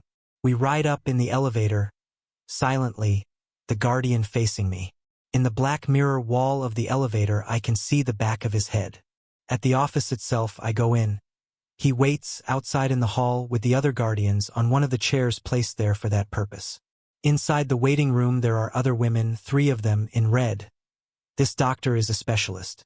Covertly we regard each other, sizing up each other's bellies. Is anyone lucky? The nurse records our names and the numbers from our passes on the compudoc to see if we are who we are supposed to be. He's 6 feet tall, about 40, a diagonal scar across his cheek. He sits typing, his hands too big for the keyboard, still wearing his pistol in the shoulder holster. When I'm called I go through the doorway into the inner room. It's white, featureless like the outer one, except for a folding screen, red cloth stretched on a frame, a gold I painted on it, with a snake-twined sword upright beneath it, like a sort of handle. The snakes and the sword are bits of broken symbolism left over from the time before. After I've filled the small bottle left ready for me in the little washroom, I take off my clothes behind the screen and leave them folded on the chair. When I'm naked I lie down on the examining table, on the sheet of chilly crackling disposable paper. I pull the second sheet, the cloth one, up over my body. At neck level there's another sheet, suspended from the ceiling. It intersects me so that the doctor will never see my face. He deals with a torso only. When I'm arranged I reach my hand out, fumble for the small lever at the right side of the table, pull it back. Somewhere else a bell rings, unheard by me. After a minute the door opens, footsteps come in, there is breathing. He isn't supposed to speak to me except when it's absolutely necessary. But this doctor is talkative. How are we getting along? He says, some tick of speech from the other time. The sheet is lifted from my skin. A draft pimples me. A cold finger, rubber-clad and jellied, slides into me. I am poked and prodded. The finger retreats, enters otherwise, withdraws. Nothing wrong with you, the doctor says, as if to himself. Any pain, honey? He calls me honey. No, I say. My breasts are fingered in their turn. A search for ripeness. Rot. The breathing comes nearer. I smell old smoke, aftershave, tobacco dust on hair. Then the voice, very soft, close to my head. That's him, bulging the sheet. I could help you, he says. Whispers. What? I say. Shoo, he says. I could help you. I've helped others. Help me? I say, my voice as low as his. How? Does he know something? Has he seen Luke? Has he found? Can he bring back? How do you think? He says, still barely breathing it. Is that his hand, sliding up my leg? He's taken off the glove. The door's locked. No one will come in. They'll never know it isn't his. He lifts the sheet. The lower part of his face is covered by the white gauze mask. Regulation. 2 brown eyes, a nose, a head with brown hair on it. His hand is between my legs. Most of those old guys can't make it anymore, he says. Or they're sterile. I almost gasp. He said a forbidden word. Sterile. There is no such thing as a sterile man anymore, not officially. There are only women who are fruitful and women who are barren. That's the law. Lots of women do it, he goes on. You want a baby? Don't you? Yes, I say. It's true, and I don't ask why because I know. Give me children or else I die. There's more than one meaning to it. You're soft, he says. It's time. Today or tomorrow would do it, why waste it? It'd only take a minute, honey, what he called his wife once. Maybe still does, but really it's a generic term. We are all honey. I hesitate. He's offering himself to me, his services, at some risk to himself. I hate to see what they put you through, he murmurs. It's genuine sympathy. And yet he's enjoying this sympathy and all. His eyes are moist with compassion. His hand is moving on me, nervously and with impatience. It's too dangerous, I say. No, you can't. The penalty is death. But they have to catch you in the act with 2 witnesses. What are the odds? Is the room bugged? Who's waiting just outside the door? His hand stops. Think about it, he says. I've seen your chart. You don't have a lot of time left. But it's your life. Thank you, I say. I must leave the impression that I'm not offended, that I'm open to suggestion. He takes his hand away, lazily, almost lingeringly. This is not the last word as far as he's concerned. He could fake the tests, report me for cancer, for infertility, have me shipped off to the colonies with the unwomen. None of this has been said, but the knowledge of his power hangs nevertheless in the air as he pats my thigh, withdraws himself behind the hanging sheet. Next month, he says. I put on my clothes again, behind the screen. My hands are shaking. Why am I frightened? I've crossed no boundaries. I've given no trust, taken no risk, all is safe. It's the choice that terrifies me. A way out, a salvation. Chapter 12. The bathroom is beside the bedroom. It's papered in small blue flowers, forget-me-nots, with curtains to match. There's a blue bath mat, a blue fake fur cover on the toilet seat. All this bathroom lacks from the time before is a doll whose skirt conceals the extra roll of toilet paper. Except that the mirror over the sink has been taken out and replaced by an oblong of tin, and the door has no lock, and there are no razors, of course. There were incidents in bathrooms at first. There were cuttings, drownings, before they got all the bugs ironed out. Cora sits on a chair outside in the hall to see that no one else goes in. In a bathroom, in a bathtub, you are vulnerable, said Aunt Lydia. She didn't say to what. The bath is a requirement, but it is also a luxury. Merely to lift off the heavy white wings and the veil, merely to feel my own hair again, with my hands, is a luxury. My hair is long now, untrimmed. Hair must be long but covered. Aunt Lydia said. St. Paul said it's either that or a close shave. She laughed, that held-back neighing of hers, as if she'd told a joke. Cora has run the bath. It steams like a bowl of soup. I take off the rest of my clothes, the overdress, the white shift and petticoat, the red stockings, the loose cotton pantaloons. Pantyhose gives you crotch rot, Moira used to say. Aunt Lydia would never have used an expression like crotch rot. Unhygienic was hers. She wanted everything to be very hygienic. My nakedness is strange to me already. My body seems outdated. Did I really wear bathing suits at the beach? I did, without thought, among men, without caring that my legs, my arms, my thighs and back were on display, could be seen. Shameful, immodest. I avoid looking down at my body, not so much because it's shameful or immodest, but because I don't want to see it. I don't want to look at something that determines me so completely. I step into the water, lie down, let it hold me. The water is soft as hands. I close my eyes, and she's there with me, suddenly, without warning. It must be the smell of the soap. I put my face against the soft hair at the back of her neck and breathe her in. Baby powder and child's washed flesh and shampoo, with an undertone, the faint scent of urine. This is the age she is when I'm in the bath. She comes back to me at different ages. This is how I know she's not really a ghost. If she were a ghost, she would be the same age always. One day, when she was 11 months old, just before she began to walk, a woman stole her out of a supermarket cart. It was a Saturday, which was when Luke and I did the week's shopping, because both of us had jobs. She was sitting in the little baby seats they had then in supermarket carts with holes for the legs. She was happy enough, and I turned my back, the cat food section I think it was. Luke was over at the side of the store, out of sight at the meat counter. He liked to choose what kind of meat we were going to eat during the week. He said men needed more meat than women did, and that it wasn't a superstition and he wasn't being a jerk. Studies had been done. There are some differences, he said. He was fond of saying that, as if I was trying to prove there weren't. But mostly he said it when my mother was there. He liked to tease her. I heard her start to cry. I turned around and she was disappearing down the aisle, in the arms of a woman I'd never seen before. I screamed, and the woman was stopped. She must have been about 35. She was crying and saying it was her baby. The Lord had given it to her. He'd sent her a sign. I felt sorry for her. The store manager apologized and they held her until the police came. She's just crazy, Luke said. I thought it was an isolated incident at the time. She fades. I can't keep her here with me. She's gone now.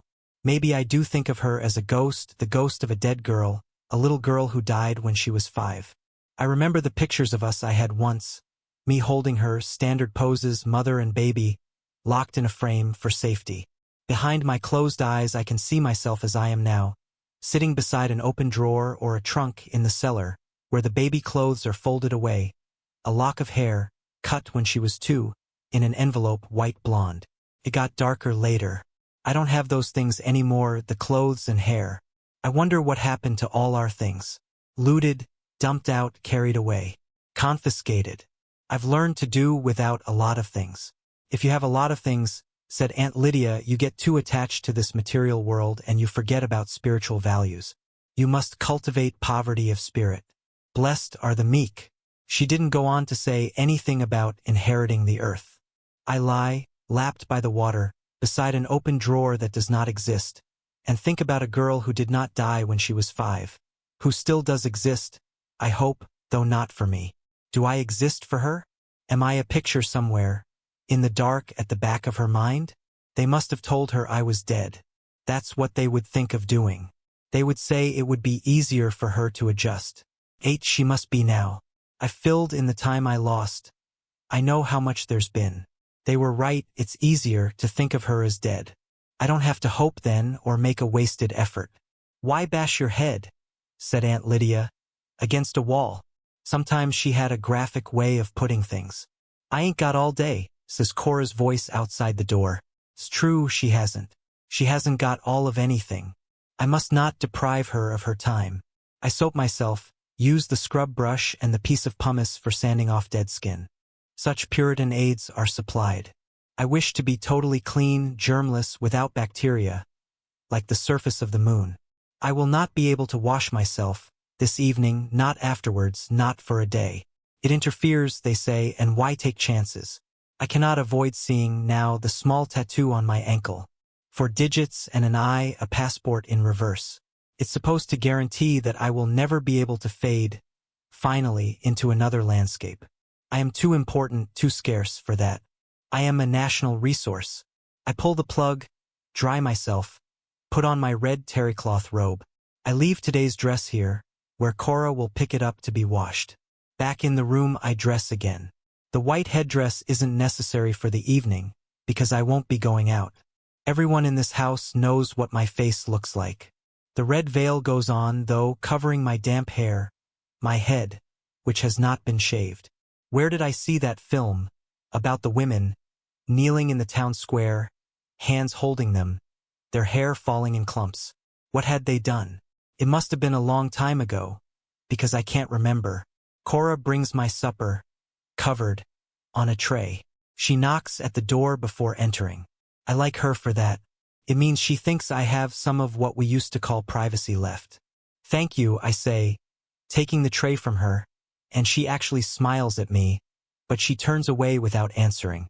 When we're alone together, she's shy of me. I put the tray on the small white-painted table and draw the chair up to it. I take the cover off the tray. The thigh of a chicken, overcooked. It's better than bloody, which is the other way she does it. Rita has ways of making her resentment felt. A baked potato, green beans, salad. Canned pears for dessert. Is good enough food, though bland. Healthy food. You have to get your vitamins and minerals, said Aunt Lydia coyly. You must be a worthy vessel. No coffee or tea though, no alcohol. Studies have been done. There's a paper napkin as in cafeterias. I think of the others, those without. This is the heartland here. I'm leading a pampered life. May the Lord make us truly grateful, said Aunt Lydia. Or was it thankful and I start to eat the food? I'm not hungry tonight. I feel sick to my stomach. But there's no place to put the food, no potted plants, and I won't chance the toilet. I'm too nervous, that's what it is. Could I leave it on the plate? Ask Cora not to report me? I chew and swallow, feeling the sweat come out. In my stomach, the food balls itself together, a handful of damp cardboard squeezed. Downstairs, in the dining room, there will be candles on the large mahogany table. A white cloth, silver, flowers, wine glasses with wine in them. There will be a click of knives against china. A clink as she sets down her fork, with a barely audible sigh, leaving half the contents of her plate untouched. Possibly she will say she has no appetite. Possibly she won't say anything. If she says something, does he comment? If she doesn't say anything, does he notice? I wonder how she manages to get herself noticed. I think it must be hard. There's a pat of butter on the side of the plate.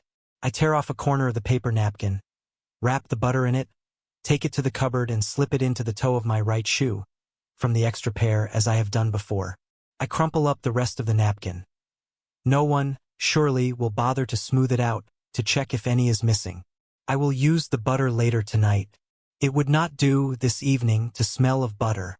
I wait. I compose myself. Myself is a thing I must now compose, as one composes a speech. What I must present is a made thing, not something born. 5. Nap. Chapter 13. There's time to spare. This is one of the things I wasn't prepared for, the amount of unfilled time, the long parentheses of nothing. Time is white sound. If only I could embroider. We've knit, something to do with my hands. I want a cigarette. I remember walking in art galleries through the 19th century. The obsession they had then with harems. Dozens of paintings of harems, fat women lolling on divans, turbans on their heads or velvet caps, being fanned with peacock tails, a eunuch in the background standing guard. Studies of sedentary flesh, painted by men who'd never been there. These pictures were supposed to be erotic, and I thought they were at the time. But I see now what they were really about.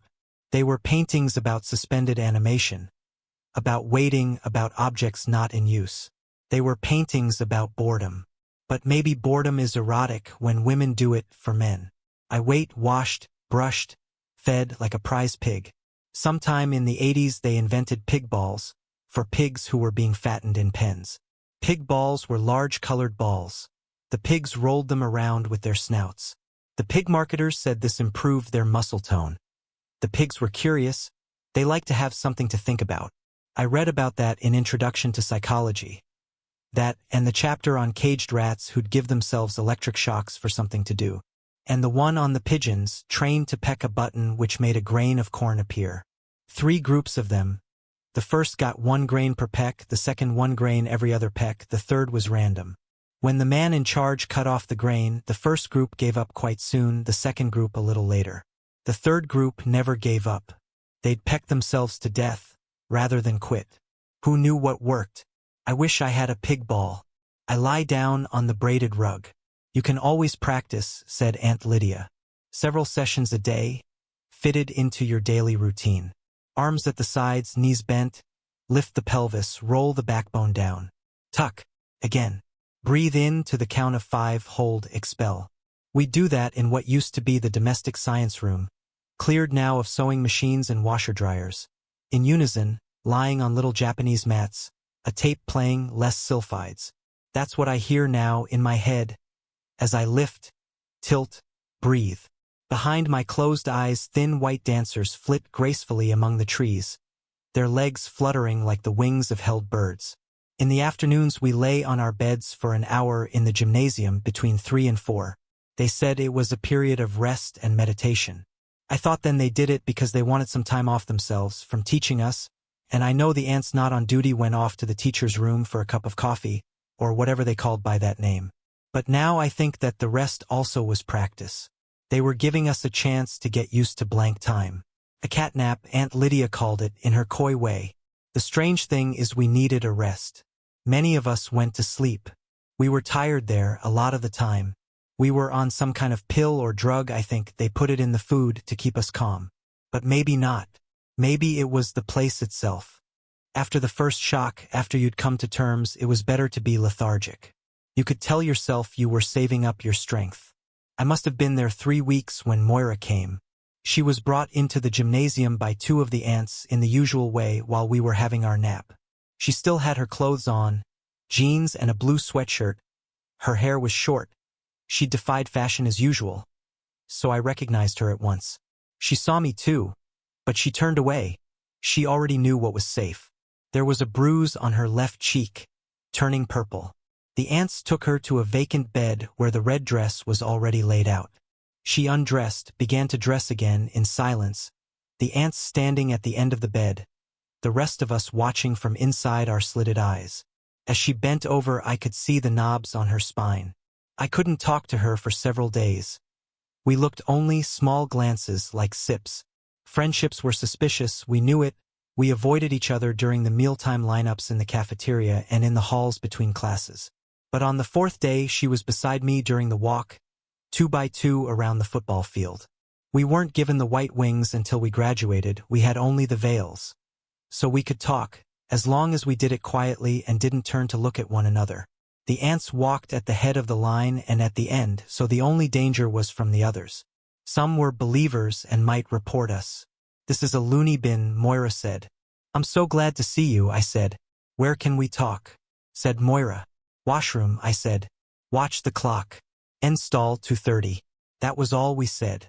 It makes me feel safer that Moira is here. We can go to the washroom if we put our hands up, though there's a limit to how many times a day. They mark it down on a chart.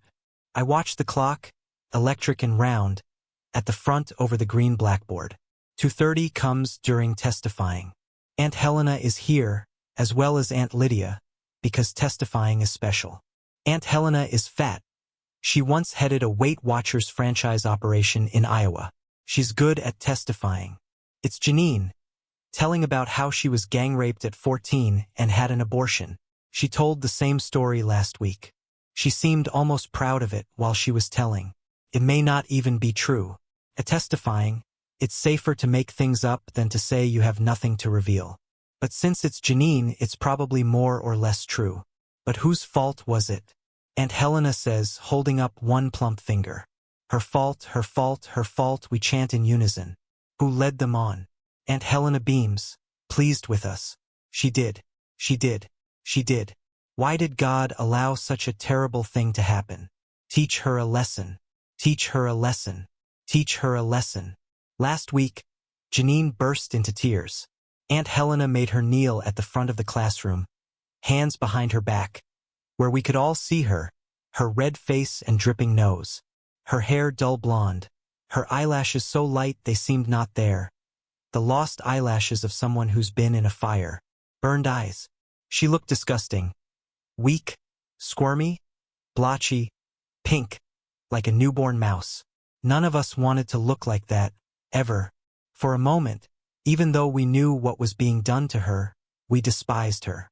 Crybaby, crybaby, crybaby. We meant it, which is the bad part. I used to think well of myself. I didn't then. That was last week. This week Janine doesn't wait for us to jeer at her. It was my fault, she says. It was my own fault. I led them on. I deserved the pain. Very good, Janine, says Aunt Lydia. You are an example. I have to wait until this is over before I put up my hand. Sometimes, if you ask at the wrong moment, they say no. If you really have to go, that can be crucial. Yesterday Dolores wet the floor. 2 aunts hauled her away, a hand under each armpit. She wasn't there for the afternoon walk, but at night she was back in her usual bed. All night we could hear her moaning, off and on. What did they do to her?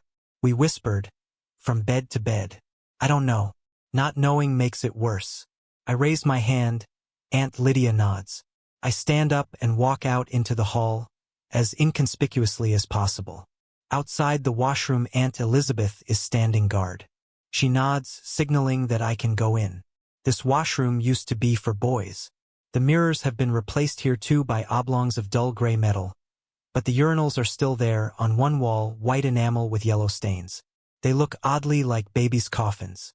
I marvel again at the nakedness of men's lives. The showers right out in the open, the body exposed for inspection and comparison, the public display of privates. What is it for? What purposes of reassurance does it serve? The flashing of a badge. Look, everyone, all is in order.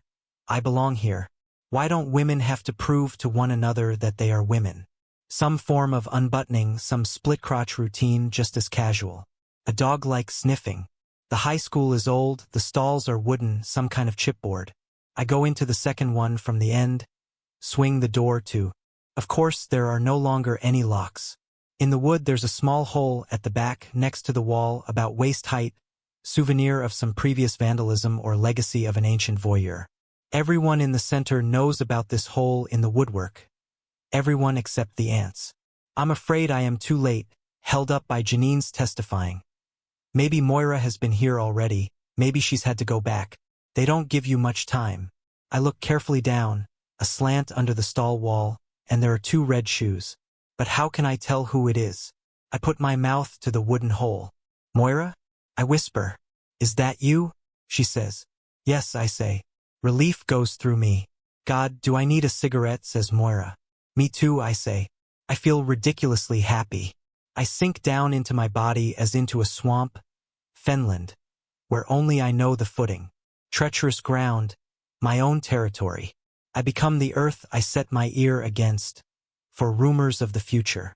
Each twinge, each murmur of slight pain, ripples of sloughed-off matter, swellings and diminishings of tissue, the droolings of the flesh, these are signs. These are the things I need to know about. Each month I watch for blood, fearfully, for when it comes it means failure.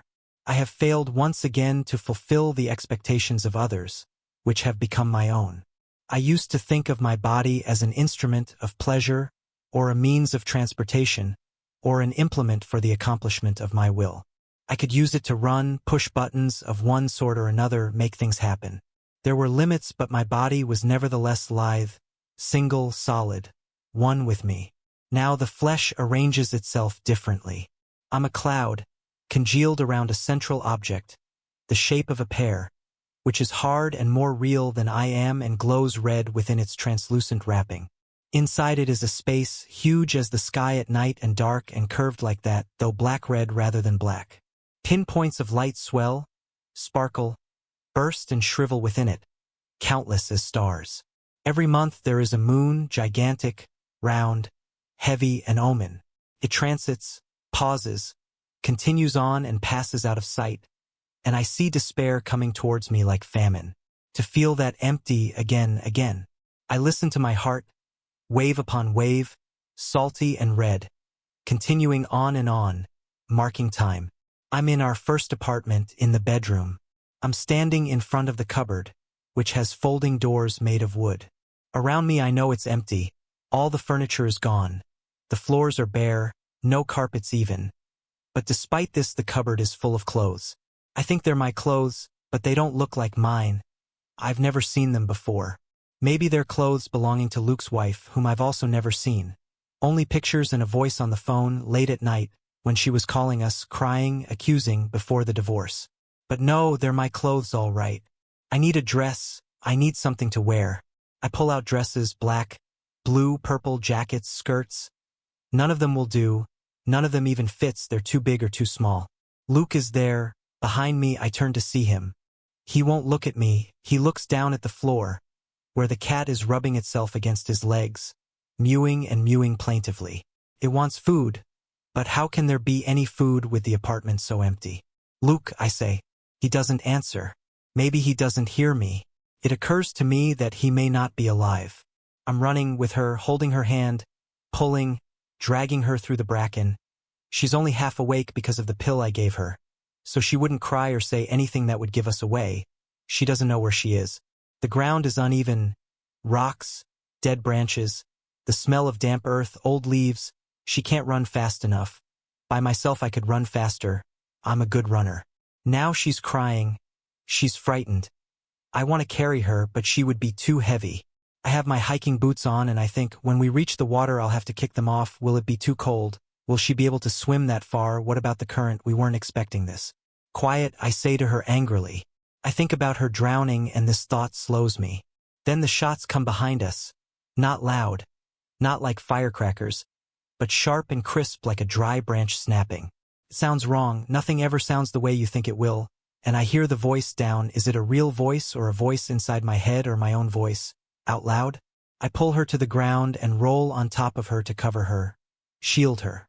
Quiet, I say again. My face is wet, sweat or tears. I feel calm and floating, as if I'm no longer in my body. Close to my eyes there's a leaf, red, turned early. I can see every bright vein. It's the most beautiful thing I've ever seen. I ease off. I don't want to smother her. Instead I curl myself around her, keeping my hand over her mouth. There's breath and the knocking of my heart, like pounding, at the door of a house at night, where you thought you would be safe. It's all right. I'm here, I say, whisper. Please be quiet. But how can she? She's too young. It's too late. We come apart. My arms are held, and the edges go dark and nothing is left but a little window. A very little window, like the wrong end of a telescope, like the window on a Christmas card, an old one, night and ice outside, and within a candle, a shining tree, a family. I can hear the bells, even sleigh bells from the radio, old music. But through this window I can see, small but very clear, I can see her going away from me, through the trees which are already turning red and yellow, holding out her arms to me, being carried away. The bell wakes me, and then Cora, knocking at my door. I sit up, on the rug, wipe my wet face with my sleeve. Of all the dreams, this is the worst. 6. Household. Chapter 14. When the bell has finished I descend the stairs, a brief waif in the eye of glass that hangs on the downstairs wall. The clock ticks with its pendulum, keeping time. My feet in their neat red shoes count the way down. The sitting room door is wide open. I go in. So far no one else is here. I don't sit, but take my place, kneeling, near the chair with the footstool where Serena Joy will shortly enthrone herself, leaning on her cane while she lowers herself down. Possibly she'll put a hand on my shoulder, to steady herself, as if I'm a piece of furniture. She's done it before. The sitting room would once have been called a drawing room, perhaps. Then a living room. Or maybe it's a parlor, the kind with a spider and flies. But now it's officially a sitting room because that's what is done in it by some. For others there's standing room only. The posture of the body is important, here and now. Minor discomforts are instructive. The sitting room is subdued, symmetrical. It's one of the shapes money takes when it freezes. Money has trickled through this room for years and years, as if through an underground cavern, crusting and hardening like stalactites into these forms. Mutely the varied surfaces present themselves. The dusk rose velvet of the drawn drapes, the gloss of the matching chairs, 18th century, the cow's tongue hush of the tufted Chinese rug on the floor, with its peach-pink peonies, the suave leather of the commander's chair, the glint of brass on the box beside it. The rug is authentic.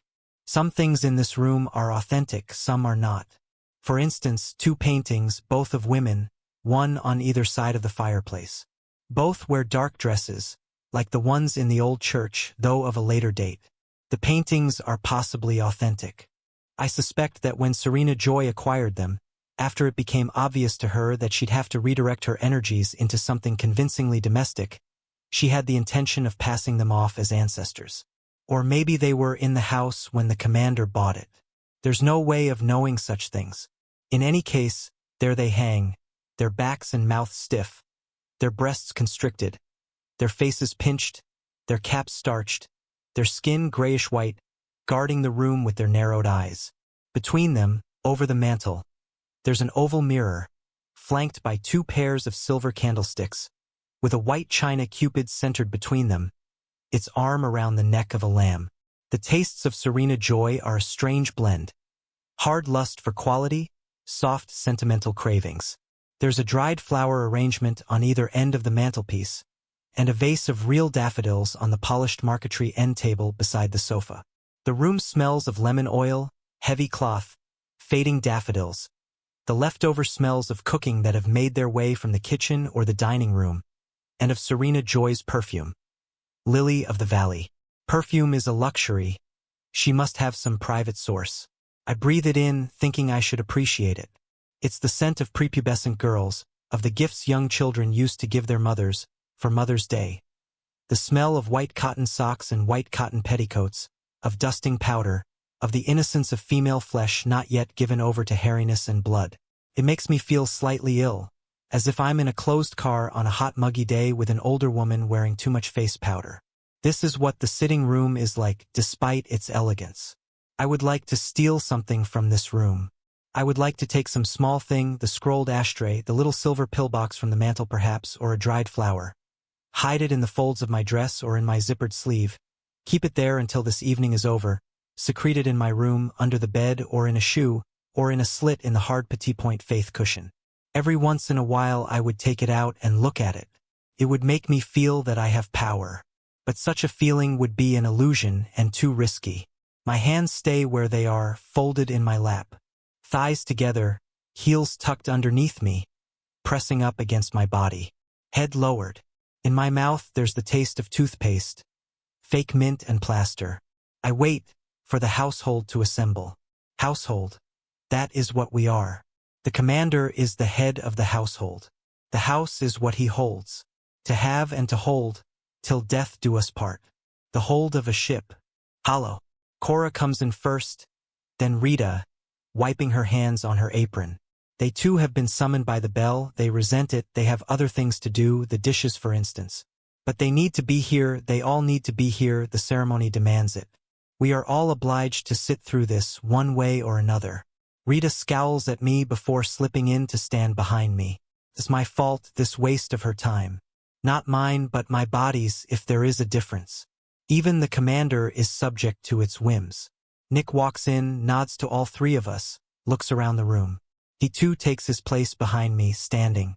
He's so close that the tip of his boot is touching my foot. Is this on purpose? Whether it is or not, we are touching two shapes of leather. I feel my shoe soften, blood flows into it. It grows warm, it becomes a skin. I move my foot slightly, away. Wish he'd hurry up, says Cora. Hurry up and wait, says Nick. He laughs, moves his foot so it's touching mine again. No one can see, beneath the folds of my outspread skirt. I shift. It's too warm in here. The smell of stale perfume makes me feel a little sick. I move my foot away. We hear Serena coming, down the stairs, along the hall, the muffled tap of her cane on the rug, thud of the good foot. She hobbles through the doorway, glances at us, counting but not seeing. She nods at Nick but says nothing. She's in one of her best dresses, sky blue with embroidery in white along the edges of the veil. Flowers and fretwork. Even at her age, she still feels the urge to wreathe herself in flowers. No use for you, I think at her, my face unmoving, you can't use them anymore, you're withered. They're the genital organs of plants. I read that somewhere, once. She makes her way to her chair and footstool, turns, lowers herself, lands ungracefully. She hoists her left foot onto the stool, fumbles in her sleeve pocket. I can hear the rustling, the click of her lighter. I smell the hot singe of the smoke, breathe it in. Late as usual, she says. We don't answer. There's a clatter as she gropes on the lamp table, then a click, and the television set runs through its warm-up. A male choir, with greenish-yellow skin. The color needs adjusting. They're singing, "Come to the church in the wildwood. Come, come, come, come," sing the basses. Serena clicks the channel changer. Waves, colored zigzags, a garble of sound. It's the Montreal satellite station, being blocked. Then there's a preacher, earnest, with shining dark eyes, leaning towards us across a desk. These days they look a lot like businessmen. Serena gives him a few seconds, then clicks onward. Several blank channels, then the news. This is what she's been looking for. She leans back, inhales deeply. I, on the contrary, lean forward, a child being allowed up late with the grown-ups. This is the one good thing about these evenings, the evenings of the ceremony. I'm allowed to watch the news. It seems to be an unspoken rule in this household. We always get here on time. He's always late. Serena always lets us watch the news. Such as it is, who knows if any of it is true.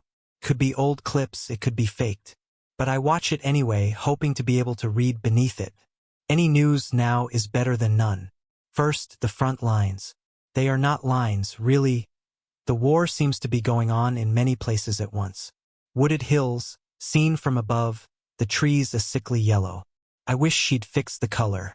The Appalachian Highlands, says the voiceover, where the Angels of the Apocalypse, 4th Division, are smoking out a pocket of Baptist guerrillas, with air support from the 21st Battalion of the Angels of Light. We are shown 2 helicopters, black ones with silver wings painted on the sides. Below them, a clump of trees explodes. Now a close shot of a prisoner, with a stubbled and dirty face, flanked by 2 angels in their neat black uniforms. The prisoner accepts a cigarette from one of the angels, puts it awkwardly to his lips with his bound hands.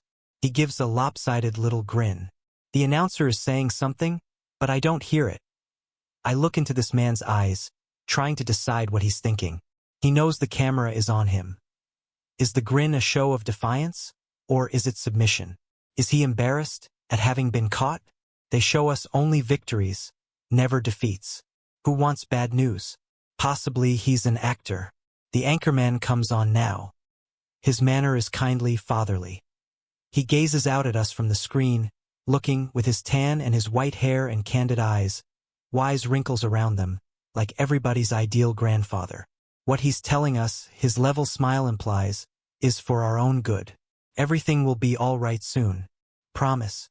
There will be peace. You must trust. You must go to sleep like good children. He tells us what we long to believe. He's very convincing. I struggle against him. He's like an old movie star, I tell myself, with false teeth and a face job. At the same time I sway towards him, like one hypnotized. If only it were true. If only I could believe. Now he's telling us that an underground espionage ring has been cracked by a team of eyes, working with an inside informant. The ring has been smuggling precious national resources over the border into Canada.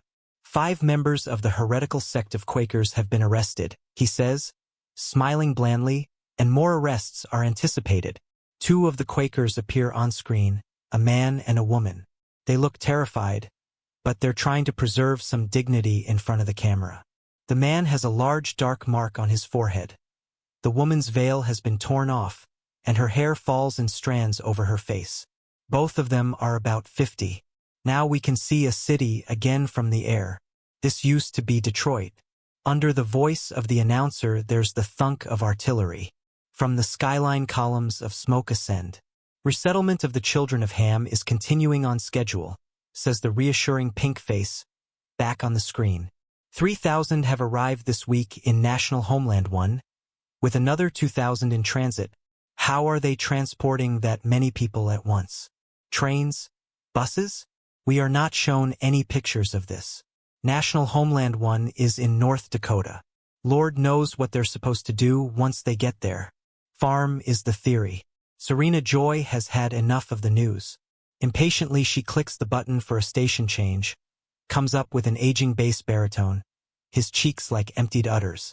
Whispering hope is what he's singing. Serena turns him off. We wait. The clock in the hall ticks. Serena lights another cigarette. I get into the car. It's a Saturday morning. It's a September. We still have a car. Other people have had to sell theirs. My name isn't Offred. I have another name which nobody uses now because it's forbidden. I tell myself it doesn't matter. Your name is like your telephone number, useful only to others. But what I tell myself is wrong. It does matter. I keep the knowledge of this name like something hidden, some treasure I'll come back to dig up. One day. I think of this name as buried. This name has an aura around it, like an amulet, some charm that survived from an unimaginably distant past. I lie in my single bed at night, with my eyes closed, and the name floats there behind my eyes, not quite within reach, shining in the dark. It's a Saturday morning in September. I'm wearing my shining name.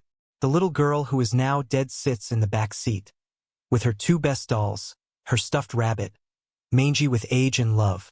I know all the details. They are sentimental details, but I can't help that. I can't think about the rabbit too much though. I can't start to cry, here on the Chinese rug, breathing in the smoke that has been inside Serena's body. Not here, not now, I can do that later. She thought we were going on a picnic, and in fact there is a picnic basket on the back seat beside her with real food in it, hard-boiled eggs, thermos and all. We didn't want her to know where we were really going, we didn't want her to tell, by mistake, reveal anything if we were stopped.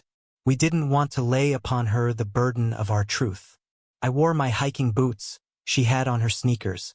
The laces of the sneakers had a design of hearts on them, red, purple, pink, and yellow. It was warm for the time of year, the leaves were turning already, some of them. Luke drove, I sat beside him, the sun shone, the sky was blue, the houses as we passed them looked comforting and ordinary, each house as it was left behind vanishing into past time, crumbling in an instant as if it had never been, because I would never see it again, or so I thought then. We have almost nothing with us, we don't want to look as if we're going anywhere far or permanent. We have the forged passports, guaranteed, worth the price. We couldn't pay in money, of course, or put it on the comp account. We used other things, some jewelry that was my grandmother's, a stamp collection Luke inherited from his uncle. Such things can be exchanged for money in other countries. When we get to the border, we'll pretend we're just going over on a day trip. The fake visas are for a day. Before that, I'll give her a sleeping pill so she'll be asleep when we cross. That way she won't betray us. You can't expect a child to lie convincingly, and I don't want her to feel frightened, to feel the fear that is now tightening my muscles, tensing my spine, pulling me so taut that I'm certain I would break if touched. Every stoplight is an ordeal. We'll spend the night at a motel or, better, sleeping in the car on a side road so there will be no suspicious questions. We'll cross in the morning, drive over the bridge easily, just like driving to the supermarket. We turn onto the freeway, head north, flowing with not much traffic. Since the war started, gas is expensive and in short supply. Outside the city, we pass the first checkpoint. All they want is a look at the license. Luke does it well. The license matches the passport, we thought of that. Back on the road, he squeezes my hand, glances over at me. You're white as a sheet, he says. That is how I feel, white, flat, thin. I feel transparent. Surely they will be able to see through me. Worse, how will I be able to hold on to Luke, to her, when I'm so flat, so white? I feel as if there's not much left of me. They will slip through my arms, as if I'm made of smoke, as if I'm a mirage, fading before their eyes. Don't think that way, Moira would say. Think that way and you'll make it happen. Cheer up, says Luke. He's driving a little too fast now. The adrenaline's gone to his head. Now he's singing. Oh, what a beautiful morning, he sings. Even his singing worries me. We've been warned not to look too happy. Chapter 15. The commander knocks at the door. The knock is prescribed. The sitting room is supposed to be Serena Joy's territory. He's supposed to ask permission to enter it. She likes to keep him waiting. It's a little thing, but in this household little things mean a lot. Tonight, however, she doesn't even get that, because before Serena Joy can speak he steps forward into the room anyway. Maybe he's just forgotten the protocol, but maybe it's deliberate. Who knows what she said to him over the silver-encrusted dinner table, or didn't say. The commander has on his black uniform, in which he looks like a museum guard. A semi-retired man, genial but wary, killing time. But only at first glance. After that he looks like a Midwestern bank president, with his straight, neatly brushed silver hair, his sober posture, shoulders a little stooped. And after that there is his mustache, silver also, and after that his chin, which really you can't miss. When you get down as far as the chin he looks like a vodka ad in a glossy magazine of times gone by. His manner is mild, his hands large, with thick fingers and acquisitive thumbs. His blue eyes uncommunicative, falsely innocuous. He looks us over as if taking inventory. One kneeling woman in red, one seated woman in blue, two in green, standing, a solitary man, thin-faced, in the background. He manages to appear puzzled, as if he can't quite remember how we all got in here. As if we are something he inherited like a Victorian pump organ, and he hasn't figured out what to do with us. What we are worth. He nods in the general direction of Serena Joy, who does not make a sound. He crosses to the large leather chair reserved for him, takes the key out of his pocket, fumbles with the ornate brass-bound leather-covered box that stands on the table beside the chair. He inserts the key, opens the box, lifts out the Bible, an ordinary copy, with a black cover and gold-edged pages. The Bible is kept locked up, the way people once kept tea locked up, so the servants wouldn't steal it. It is an incendiary device. Who knows what we'd make of it, if we ever got our hands on it? We can be read to from it by him, but we cannot read. Our heads turn towards him, we are expectant. Here comes our bedtime story. The commander sits down and crosses his legs, watched by us. The bookmarks are in place. He opens the book. He clears his throat a little as if embarrassed. "Could I have a drink of water?" he says to the air. "Please," he adds. Behind me, one of them, Cora or Rita, leaves her space in the tableau and pads off towards the kitchen. The commander sits, looking down. The commander sighs, takes out a pair of reading glasses from his inside jacket pocket, gold rims, slips them on. Now he looks like a shoemaker in an old fairy tale book. Is there no end to his disguises of benevolence? We watch him, every inch, every flicker. To be a man watched by women, it must be entirely strange. To have them watching him all the time. To have them wondering what's he going to do next. To have them flinch when he moves, even if it's a harmless enough move, to reach for an ashtray perhaps. To have them sizing him up. To have them thinking, he can't do it, he won't do, he'll have to do this last, as if he were a garment out of style or shoddy, which must nevertheless be put on because there's nothing else available.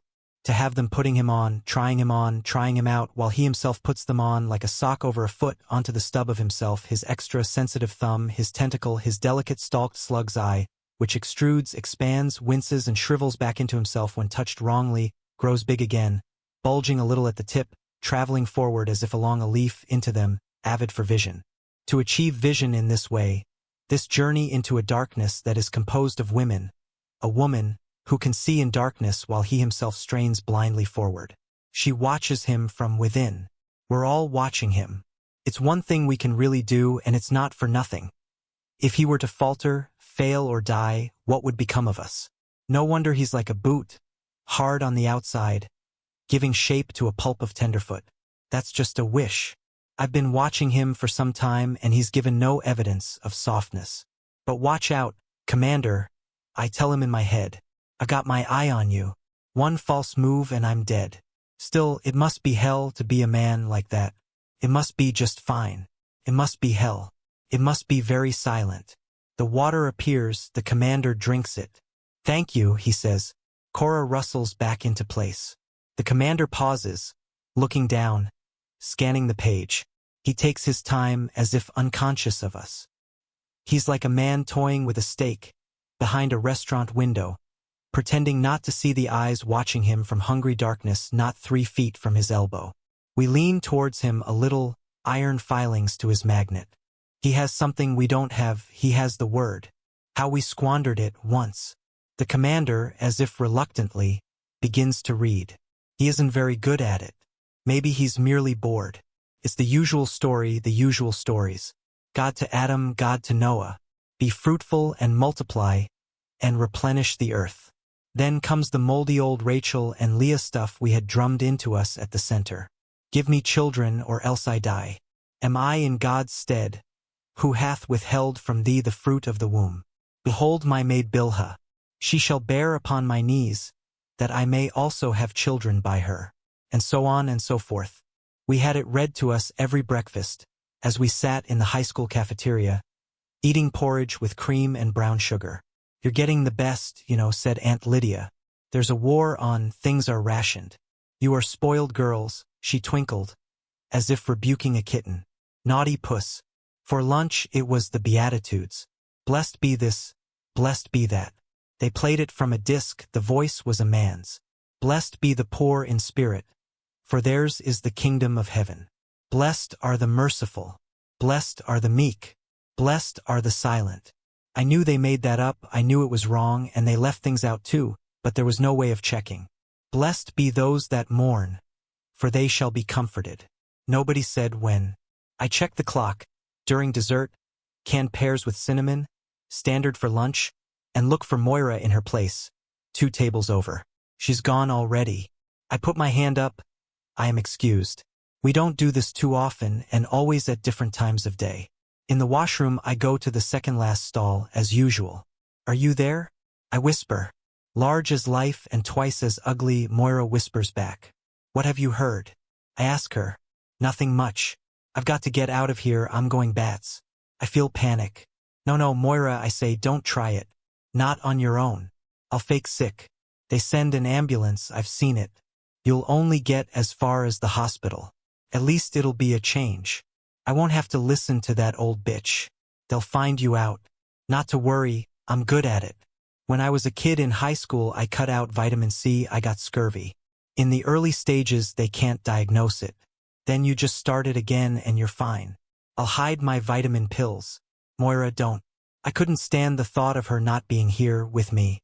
For me, they send 2 guys with you in the ambulance. Think about it. They must be starved for it. Shit, they aren't even allowed to put their hands in their pockets. The possibilities are you in there.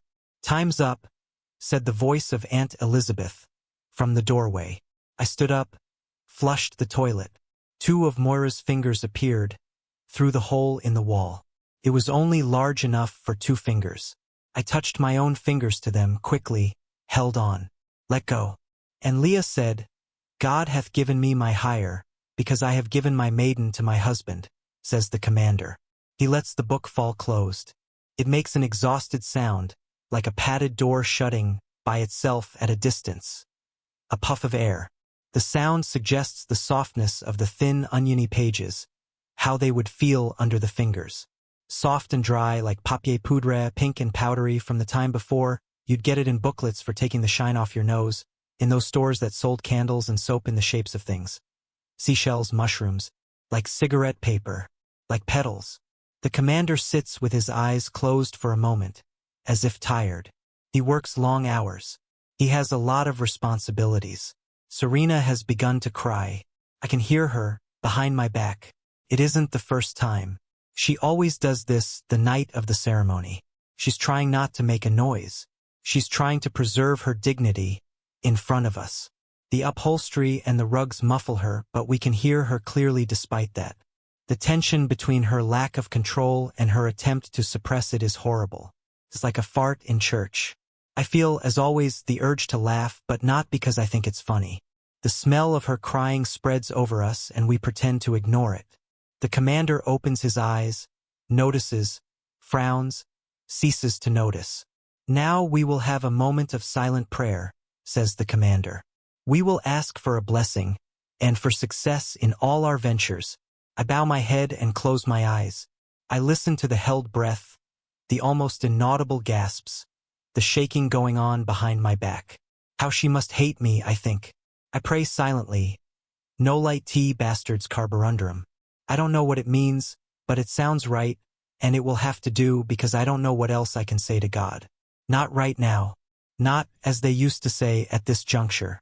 The scratched writing on my cupboard wall floats before me, left by an unknown woman, with the face of Moira. I saw her go out to the ambulance on a stretcher, carried by 2 angels. What is it? I mouthed to the woman beside me. Safe enough, a question like that, to all but a fanatic. A fever, she formed with her lips. Appendicitis, they say. I was having dinner that evening, hamburger balls and hashed browns. My table was near the window. I could see out as far as the front gates. I saw the ambulance come back, no siren this time. One of the angels jumped out, talked with the guard. The guard went into the building. The ambulance stayed parked. The angel stood with his back towards us as they had been taught to do. 2 of the aunts came out of the building with the guard. They went around to the back. They hauled Moira out, dragged her in through the gate and up the front steps, holding her under the armpits, 1 on each side.